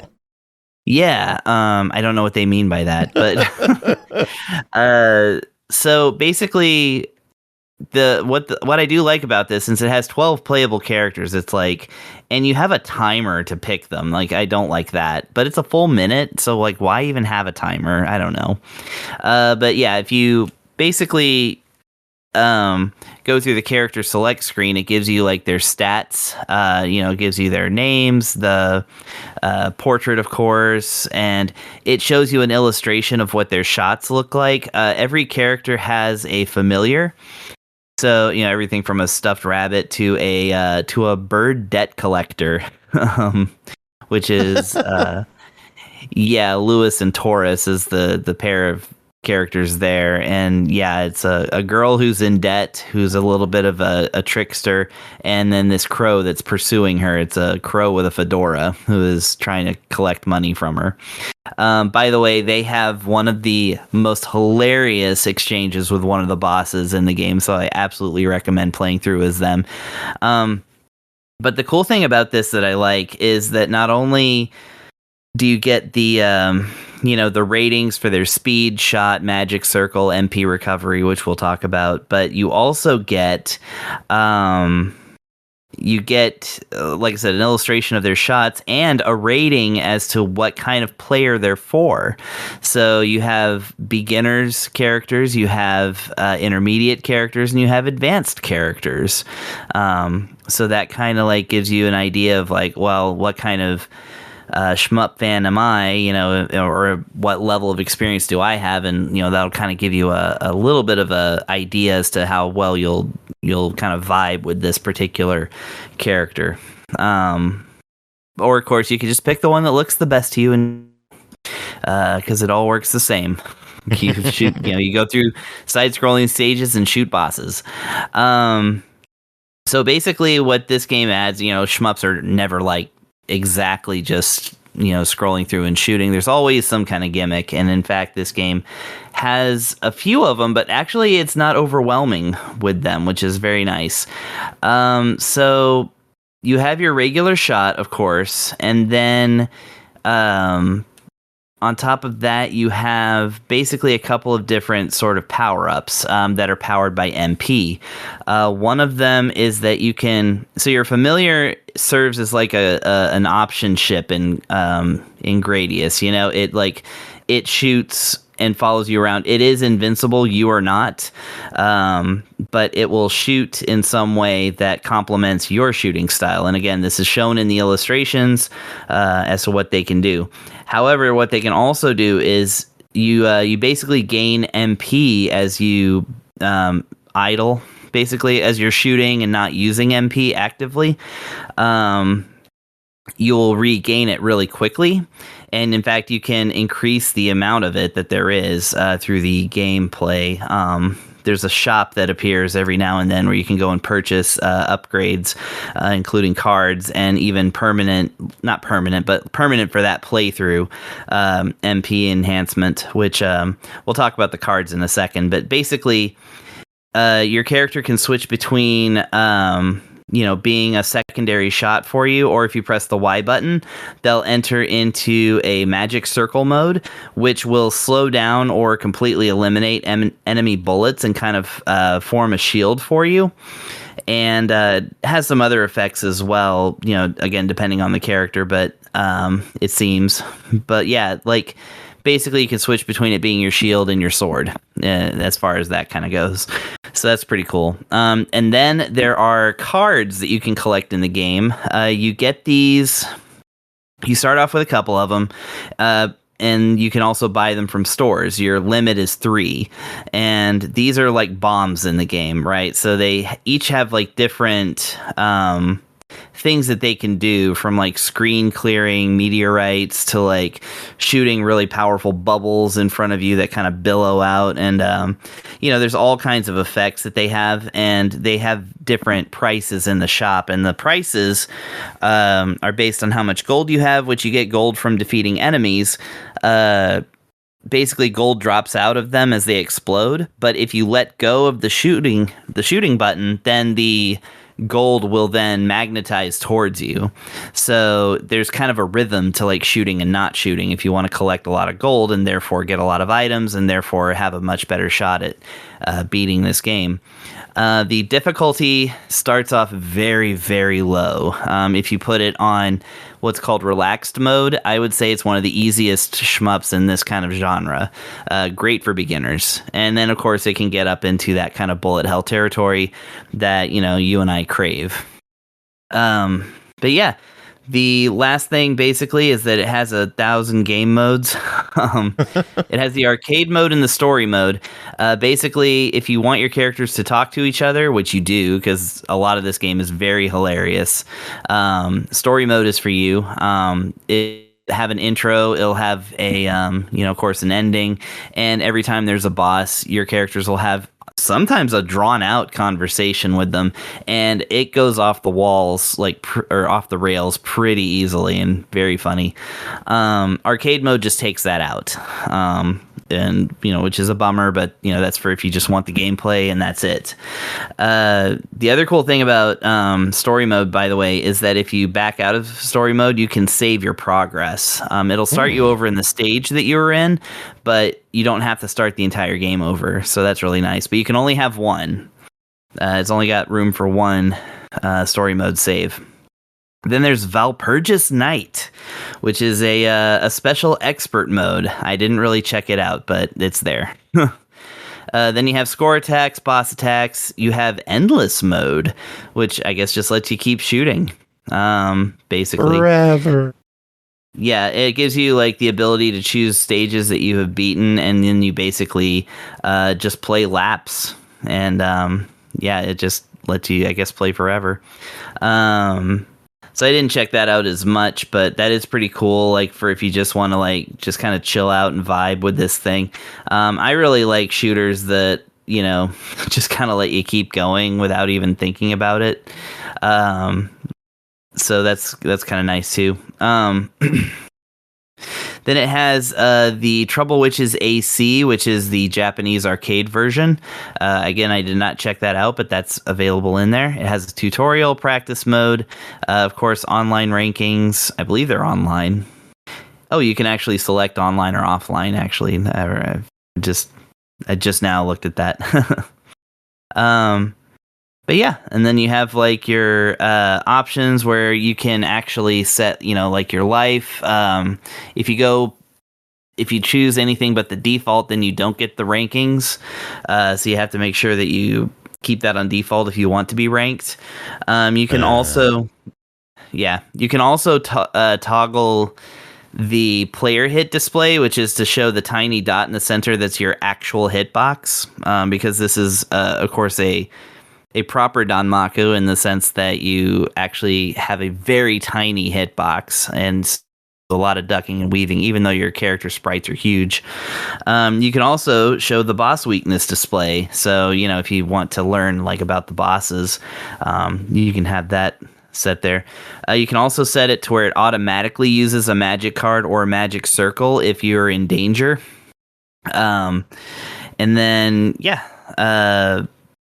then you can toggle the online rankings on and off and stuff like that. I will say the only real thing that's like kind of a bummer about this game is that there are some misspellings and some mistranslations here and there. I don't know if they're on purpose. Like, for one, it's like if you go into, I think it's story mode, it misspells character and like, I don't know, it doesn't misspell it in arcade mode, so I don't know what's going on with that. But it's not really, like I said, anything that bad on that. One thing that I do really like about this game is that the backgrounds are amazing. It's like a really, really gorgeous game. You know, when it's all put together. The sprites look good. They're all fully animated. The bullets look nice and shiny. They're really cool. Basically it's fast and fun, and I really, really like what it's presenting here. Very cool. I appreciate the fact that it is a port of an Xbox game that is not on Xbox. $30 on Switch and PS5. What do you think? Yeah, I actually think that this one does earn it. You get a lot of replay value out of something like this, especially having 12 characters with 12 distinct story modes. And, you know, or 13 if you choose to spend the extra $5, which, you know, I will at some point because I can't even pay $5 for things right now. But I really, really like this as a shooter. I like the content that it provides, and it is very fun to play. So, I mean, I really have no complaints. 30 seems a bit high, but it's like, this is like got a lot of stuff in it. So I really like it. And I hope they come out with that sequel. Hope so. That'd be nice. All right. Well, Chris, that is it for you. We will let you get going so you can enjoy the rest of your night. We got 3 more games to talk about. Did you have any... Chris, don't go. We'll let him enjoy his night for once instead of sitting around listening to us. Wow. Oh, Chris, do you have any final words before you head out? Challenge yourself to engage with games that have gameplay elements that people on the internet say are bad or that you just don't understand. Like, go and learn about them. You'll maybe find some new favorite things that you like the SaGa learn about series. A Souls-like deck builder. Yeah. Go and engage with that stuff. You know, it's like, it's your gamer life. Don't let other people tell you what you like or don't like. Good stuff. Yeah. Bye-bye. Laters. Hey, bud. Speaking of Souls-like deck builders, the next game to talk about is Death Howl, developed by the Outer Zone, published by 11-Bit Studios, released December 9th on Steam and Xbox PC for $19.99, available with Xbox Game Pass PC and Ultimate. Journey through the sorrowful spirit world in a Souls-like deck builder. Craft cards and claim powerful totems to defeat the woeful spirits lurking in the mystical lands. Unravel the tale of a grieving mother in her desperate attempt to defy death and bring back her son. Pernell, what is going on in Death Howl? So, Death Howl is, well, spoilers, a pretty awesome tactical deck building game where Ro is, you already said, she's exploring the spirit realm in hopes of getting reacquainted or reconnected with her deceased son before he passes on to the other world. And she is going to be working her ass off to pull that feat off because this game is not a walk in the park. By the gameplay style is that you'll be on foot exploring this fairly large world, to be honest with you. And this world is broken up into multiple biomes. Let's say about 13 or 14 or so of them. And as you do this, you'll be walking from point A to point B, scavenging for resources as needed for what I'll talk about shortly.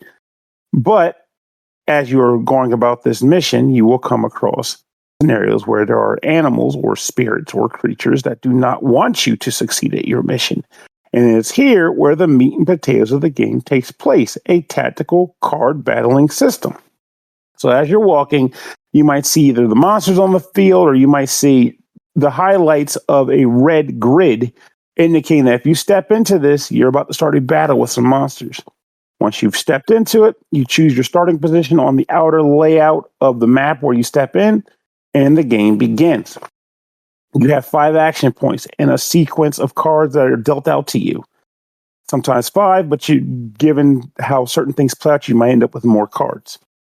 Using those action points I mentioned earlier, you will be playing these cards to do things from moving around the board, attacking enemies either near or far on the board, or building up defense points to absorb damage from opponents that are attacking you on the board when your turn ends.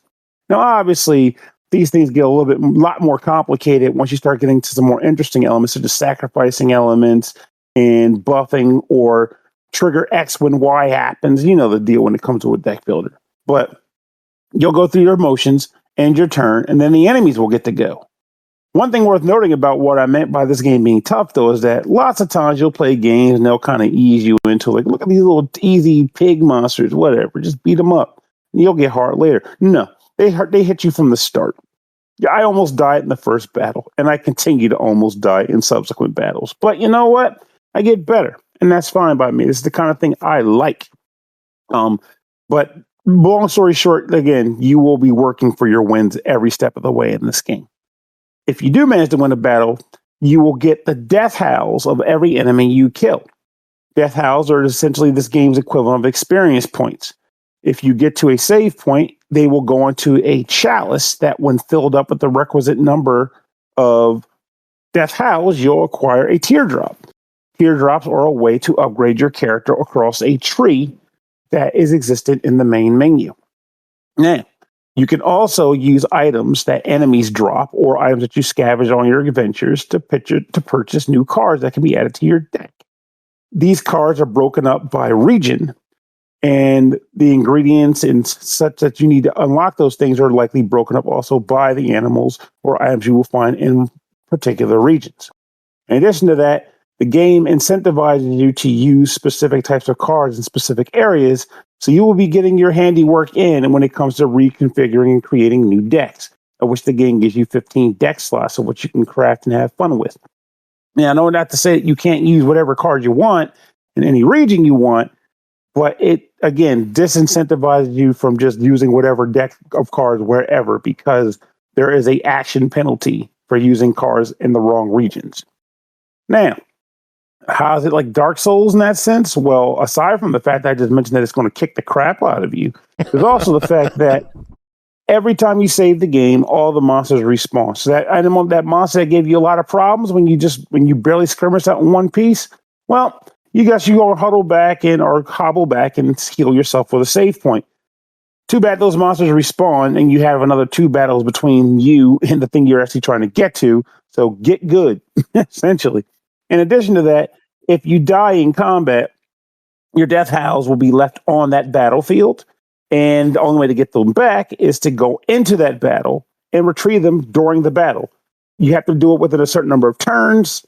And if you die, they stay gone for good. Some person might say this is BS. I don't see how fair that is. Well, I mean, technically, you can kind of grind for Monster Souls if you really, really want. But to me, I'm fine with it. This game also offers the ability to find hidden alcoves in the maps and the like. Whether, like, might say, move a rock, find a hidden cave, which might lead to cool bonuses, or an ambush, which, if won, will get you to cool goods. There are items you can find on the map that will unlock access to totems, totems being equipable items that will give you perks in battle. So if you see a nest on the map, find that bad boy and hook it up. There are also side quests you can engage with by talking to the right NPCs and fulfilling their needs, which can earn you additional boons and buffs to make the game go a little smoother for you. But what I think the best way to describe this game is it's got a learning curve where it starts out rough, and while it stays rough, you get better too, and that in turn will make the game more of a pleasant experience because the game hits hard, but you can hit hard too with enough skill and enough practice and patience. And frankly, I adore this thing. The visuals on it are the right amount of minimal. The narrative, while bleak, I can see people relating to this and feeling connected to the main character as they pursue the quest to save their child, even at the cost of their own mental state. I love the artwork and just the gameplay as a whole. Honestly, I can't think of a really bad thing about this thing. This is a product worthy of the end of the year, and I wish it came out sooner because it may have well found its way into my Game of the Year dialogue. But it didn't, and I still have a few more weeks, so we'll see. Maybe I can still figure something out. Maybe. This one clocks in at $19.99. Also available as part of Xbox Game Pass Ultimate and PC if you've got those. What are your thoughts? $20. Easy buy recommendation. Get on this Death House Street. Very good. Next up. It is very good, I know. But you just said it was. I'm believing you. Good. Is it fun? It's very fun. Did you have fun, dear? Next up, Angeline Era, developed and published by Analgesic Productions, released December 8th on Steam for $24.99. Every level is hidden in plain sight in this non-linear 3D action-adventure game. Travel a vast country's unmarked overworld in search of the next challenging fight, humorous encounter, or mysterious landscape. You decide what to discover next in the world of fae, humans, and angels. This is from Analgesic Productions, the folks behind Anodyne, Even the Ocean, fun titles like that.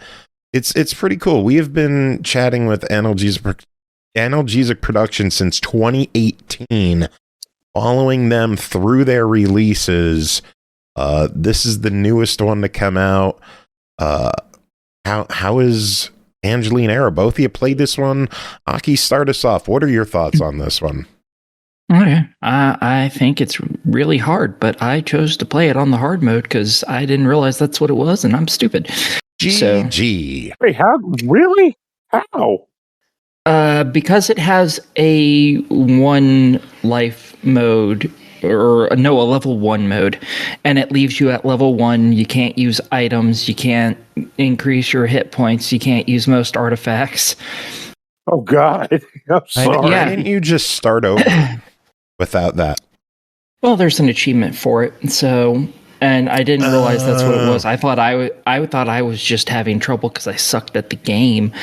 Because in this game, you play as a young man, and you are there to go find some weird items that some monsters have. 9 of them, I think it was, to be specific, because the angels told you to, because this is a super Christian story. And your way of combat in this is real time, and you run into enemies and you hurt them. However... Oh, it's like the early East games. You just bump into shit. Yeah! Bump and grind, baby. Ain't nothing wrong. Yeah, and they can hurt you too, the very same way. And I'm very not good at this. And when you're stuck at level 1 and you can't upgrade anything, it really doesn't take much to kill you, because you're a little bitch. So yeah, I did manage to get into where the game actually opens up and you can visit everywhere by beating the first 2 bosses, which I am very impressed of. Now I just have to beat another 7 more of these assholes, and maybe then I can send a picture in of me beating it to the devs, and they will put me in the Wall of Fame, because they said they'd do that. For anyone Low difficulty setting for the beginner bump slashers and nightmarish settings for the deranged. Yeah, I apparently chose to be the deranged one this time, which isn't fair. That's supposed to be Pernell's bullshit, not mine. Welcome. Isn't it great? Huh? Isn't it great? No, I hate my life. Pernell, is it fun to laugh at her misery? Fucking yeah, absolutely. Fucking yeah. You know what? Fair. If this was your misery, I'd be laughing just as hard. So you know what? Fair. I know. Let me have this. Schadenfreude. It's a glorious thing. Very German of Germans. And yeah, so you're going around beating these enemies, and as it says, you're finding all the dungeons and everything yourself, because when you're in the overworld, you can jump onto things, move around, you're on a big map as a little character, but you have to search. You have a button that's specifically for searching, whether you're in a level or on the map. In order to find dungeons and pathways and stuff, you have to search while on the map, and then you get pulled into this little minigame where you have to dodge around things and attack creatures. It's like just a little on-rails thing. If there's something off on the right-hand side, you click left and you dodge around it, and you automatically move forward and stuff like that. And once you get to the end of it, it brings you into that level and opens it up from that point forward, so you can go into it again whenever you want. You don't have to play that little minigame again. And after you beat it, which requires you to beat a whole bunch of weird bug and dinosaur things that all want to fuck up your day, something fierce, and succeed very frequently if you're on my difficulty, because you're stupid. And once you beat your way to the end, there's usually a scale. You pick up that scale, and again, if you're not playing it on my difficulty because you're not stupid, you get to use that to level up when you go to sleep later on. If you're me, you get to collect it because shiny and pretty, I guess, because fuck you. You're stupid. And after you beat it, you get punted right back to the open world, and then new pathways open up. Usually they're so you can get to that area. Occasionally something will pop up so you can get to a new area and explore even more of the map. But a lot of times it's just opening up stuff so you can get around the level a little easier, which is nice. And but you have to find them all. Thankfully, they're kind of... I'm not going to say they're all obvious, but a lot of them are obvious. Like, you'll see a swirl, and it just ends at one point. Well, I wonder. You go there, you search, and oh my, it's a dungeon. Who would have thought? Stuff like that. So it's not too bad. It's all real-time combat where you just bump into things and do damage. As you swing your sword, you can jump and do it even, which is nice for the jumping enemies who are all a bunch of assholes. And yeah, you end up with 10 bosses in total, I think. 9 or 10, something like that. The first one is just a bunch of fish. And it took me like 2 hours to beat them damn fish. How'd you do, Pernell? Did you struggle that bad? No, but I also didn't go on fucking psycho difficulty in this one. I went with high difficulty, which is high enough for me in this context. I wanted to see the game. I'm not high enough. This game is the strangest thing in that there are so many what the fuck moments, both in narrative and in execution, and yet at the same time, the exploration and the gameplay are freaking amazing. Like, I love this game very much. You do also, she mentioned the bump and grind system, but in addition to that, there is also there's also a gun you can acquire as well as some sub-weapons. So when you have those, you get a little bit... With the gun or the sub-weapons? The gun. I can't use any of the sub-weapons either. or any of the gun parts. Oh yeah, that would be a problem. You want those. But the gun, when you fire it, it's weird in that the way they designed it, it only fires up. So like it's a think of it as like a top-down Zelda style game, but you can't aim the gun. It only shoots upwards above where you're standing, which seems dumb at first, but it actually works to the game's advantage. Because you're basically going to have to position yourself in a way where you're below the enemy to fire upwards like a shooting gallery style. I will say that exploring with this weird search system is actually quite a bit of fun, as weird as it may be, because it doesn't just apply to the overworld. It also applies to dungeon exploration too. You might find yourself walking around and coming across what seems like an odd patch of grass between 4 desert spots or dirt tiles. You do a search there, you might find an item. Sometimes you'll do a search item and you'll get teleported somewhere random in the dungeon. Well, not random because it's designed that way, but still. Why does this happen? Who the hell knows? It's programmed that way, so just go with it. The way towns go just have like a basket of monsters in one random section of it for no reason whatsoever.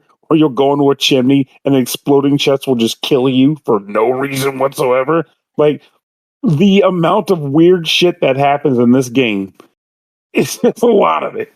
But don't let that deter you from giving this game a chance, because I can promise you, if you're okay with dealing with some weird stuff, the exploration and the execution of the gameplay will likely sell you. Hell, even the exploration to find a new level is weird, because when you find a location on the map, I think Aki may have mentioned this, but you have to play a freaking mini game and succeed at it just to get to the location that you discovered on the map. Like, weird stuff. But I honestly think this game is fantastic. I played a good chunk of it on the last day of my Chicago trip, and that's something that's hard to do considering that I only played after all my friends went to sleep. And I stayed up and sleep deprived myself for the flight home because I was having a great time playing the game. So, yeah, I'm on board with this.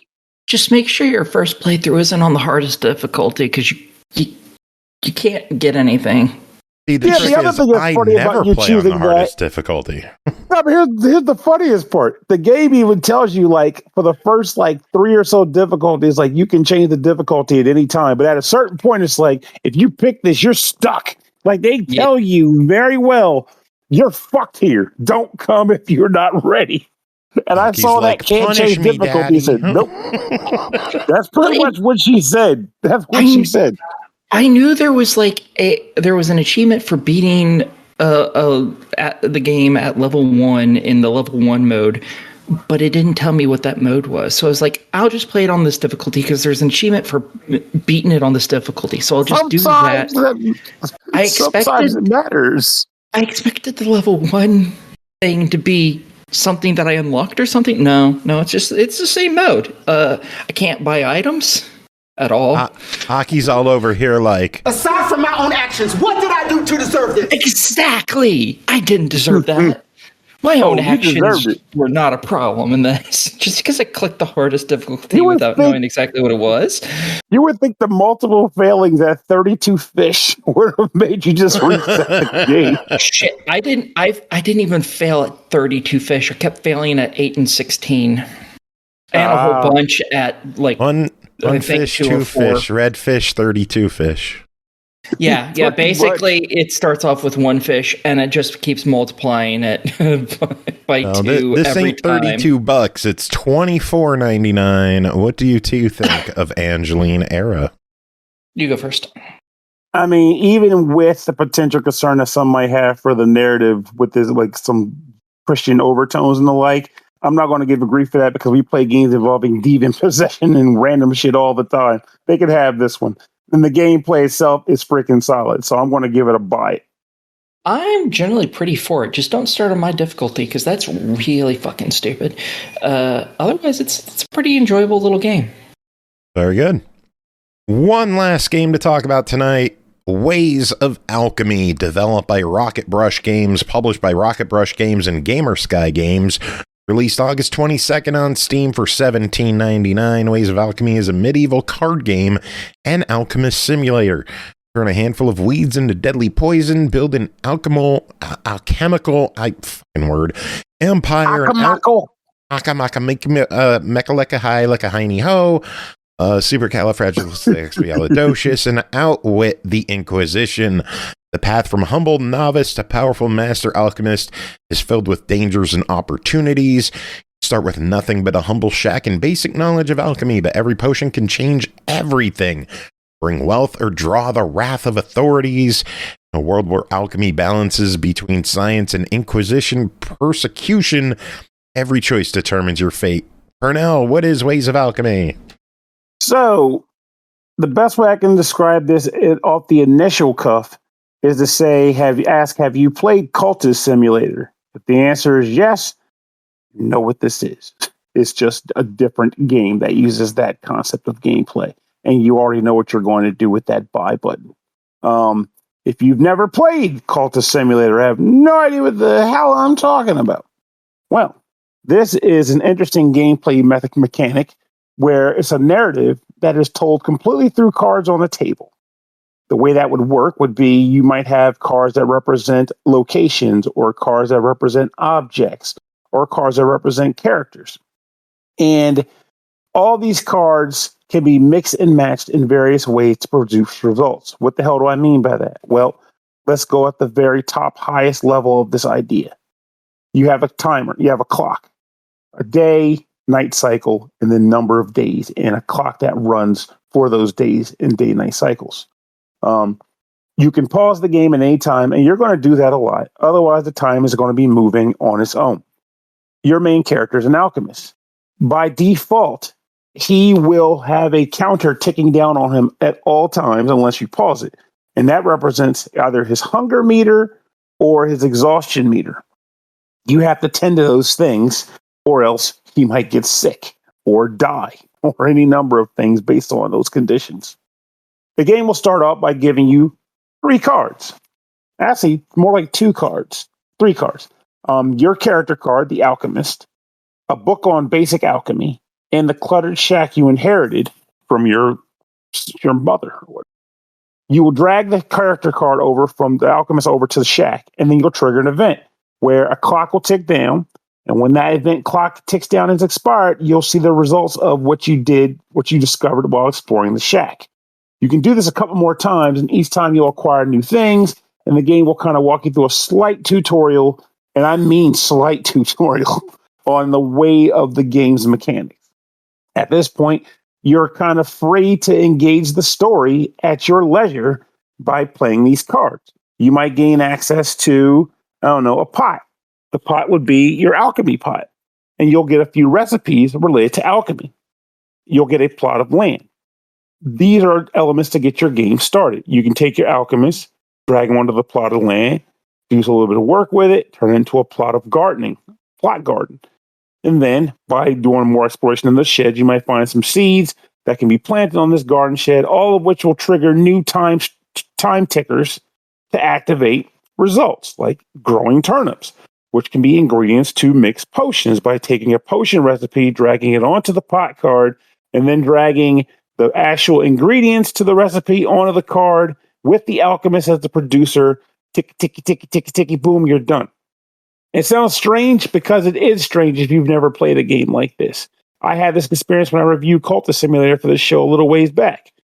And as a result, I'm describing it in this way, but it's no longer weird to me. It's just a normal and honestly pretty cool and unique gameplay mechanic.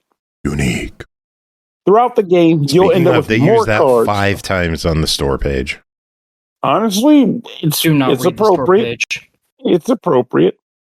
You're saying they're telling Joe not to read. Like, wait, what's wrong with the store page? But there will be a number of various events that will occur using this structure, whether you're visiting towns or hiring adventurers to deal with threats that are coming to your town.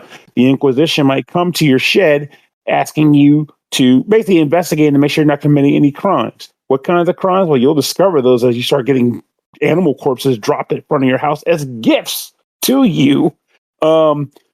You might get attacked by animals during the day, and you need to figure out what to do with those jerks. All these different things will occur, and for the most part, the game will not tell you what to do about any of it. It'll give you some general ideas. Like, for example, the first time the stray dog came to my house, it said it happened because I went to explore an alley in town. and I got attacked by a stray dog. Stray dog card shows up on my lot. And I looked to click on it, and it mentioned that I could probably deal with it if I had an adventurer or someone knowledgeable in pain or a pain potion. Well, I have no idea what the pain thing is about. I don't have a recipe for a pain potion, and that clock is ticking down. What the hell do I do? So I go back to town. I discover an adventurer's guild. So I drag myself over there. I get the ability to hire an adventurer with the very little money I have. I pay the gold, get an adventurer. He has his own hunger meter and his own clock for exhaustion. I sick him on the dog. He kills the dog. I have an animal corpse. That's the concept I'm talking about. You kind of have to see what's at your disposal and manipulate to the best of your ability using the clock counter and also knowing you can't do everything. You'll be making choices all the time. Hoping to stave off hunger, the Inquisition, and genuine death. You're going to fail. It's inevitable. You might find yourself not failing, but also feeling like you made a pretty crappy run and decide that now that you've understood things a little bit better, you're going to start over. I've done this twice already. And that's okay, because the main selling point to games like this, in my personal opinion, is the experimentation and the exploration of the system they produce for you. And everyone's experience with this game is going to be a little bit different. I played this on the Steam Deck because that's pretty much my primary method of playing games.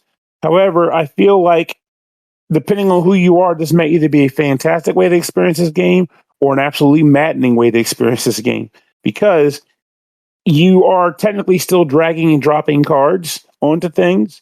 You're still expanding the window size and shrinking and expanding on the menu size and window size. So you might find yourself struggling a little bit with how to get the proper organization when you start getting inundated with tons of cards at any given time. Despite the fact that the game does give you a sort of grimoire, which will allow you to store certain cards that are informational until you actually need them. But even that can be a bit of a pain in the butt until you get used to the Steam controls working as a keyboard and mouse thing would go. But I'm not going to use that to say the game is deniable, because far from it. I think this game is actually pretty cool. It's pretty special and different. I think you're pretty special. Yeah, you. But with that said, come in this game knowing that you're going to be working against the game sometimes, as well as with the game, to figure certain things out. For example, just the general idea of knowing, hey, I have a recipe for a potion. I know how to produce the potion. I'm going to try to do that. You do it without the recipe, the game will tell you you're not skilled enough in the arts to do that, because there's an actual series of trees that are associated with various concepts, such as void or pain, or, veil rather. And those things, if you have enough knowledge in those elements or those structures, that might determine actual events or things you can produce without the use of recipes. But you don't know that early on, because the game doesn't outright just tell you this is what this is and this is what it's there for. So if you don't dig to learn it, you're going to be confused, wondering why you can't brew a potion that you know how to brew, despite knowing that, because you don't have the recipe equipped. Yeah. Crazy things like that. But I'm going to still give this a highly recommended go, because I appreciate games of this type. I enjoy games of this type, even if I ultimately suck at them, because I like what they go for, which is the experimentation and the exploration of the mechanics at whole. So even if you suck like Aki at Angeline era? Absolutely. Especially. Go eat a donkey's ass, Joe. Especially. She really did suck at Angeline there. I mean, wow. I kid. Aki's my friend. Also, after this review, I got to mention something to her now I think about it. It's a good thing, I promise. Well, I want to say during the review, it cuts into the review. Okay, well, this one's $17.99. Give us your thoughts. This is a genuine buy it from me. I think you'll have a great time playing it. And if you find yourself enjoying this, you can get a little more masochistic and go on to the Cultist Simulator too. Very good. And with that, we're done. Now, I can mention that Aki might appreciate. So I was in Chicago last weekend, and something that you would like apparently opened up there that weekend. There is a Gundam store there. An actual Gundam store in Rosemont, Illinois.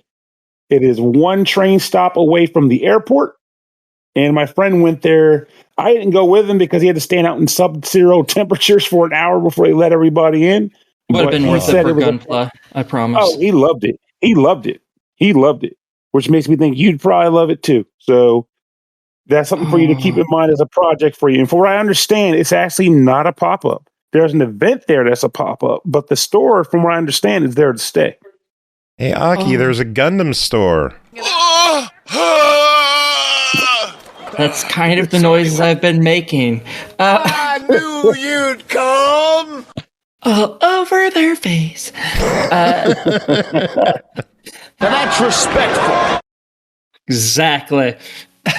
Yeah, because he told me, I have a friend who would love this. And with that, but I had to make sure you knew. And with that, yes. God damn it. With that, we are done with this episode. We made it through. We are finished. Music, we're going to play another SML holiday classic. And then we will catch you next episode with either the last or the second to last episode of the year. We're taking a break. Getting the fuck out of here. Going to MagFest. Go break. And I will be at MagFest this year as well with the gang. And I'll actually be there for at least 2 days. That I don't know. I mean, usually my stick is February. I'm sorry, not February. Is December, sometimes October, and in the summer. Those are my usual times to go. I have a friend who's coming from Chicago in February, but I don't know when I'm going before the summer. I might go before the summer, but I don't know when that'll be. You should go. I mean, I'm telling you, it's not. It's one train stop. No. For Gundam, it's worth it. Go for Gundam. Clap, clap, clap, clap, clap. Clap, clap, clap. Yeah, that's right. You can do it for Gundam. All right, this episode's long enough. Does anyone have any final words to end the show? Let's all cheer on Aki going to Chicago for Gunpla. Fantastic. Fantastic.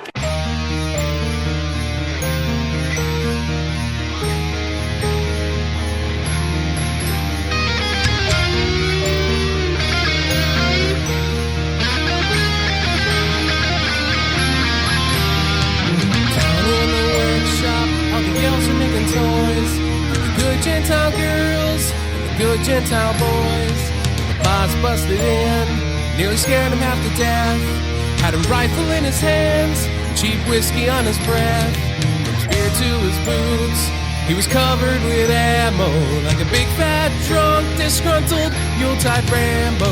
And he smiled out and said, with a twinkle in his eye, Merry Christmas to all, now you're all gonna die. The night Santa went crazy, the night Saint Nick went insane. Realized he'd been getting a raw deal, something finally must have snapped in his brain. Well, the workshop is gone now, he decided to bomb it. Everywhere you'll find pieces of Cupid and Comet. And he tied up his helpers, and he held the elves hostage. And he ground up poor Rudolph into reindeer sausage. He got Dancer and Prancer with an old German Luger. And he slashed up Dasher just like Freddy Krueger. And he picked up a flamethrower, and he barbecued Blitzen. And he took a big bite and said it tastes just like chicken. The night Santa went crazy, the night Kris Kringle went nuts. Now you can't hardly walk around the North Pole without stepping in reindeer guts. There's the National Guard and the FBI. There's a van from the Eyewitness News and helicopters circling round in the sky. And the bullets are flying, the body counts rising, and everyone's dying to know, oh Santa, why? My, you used to be such a jolly guy.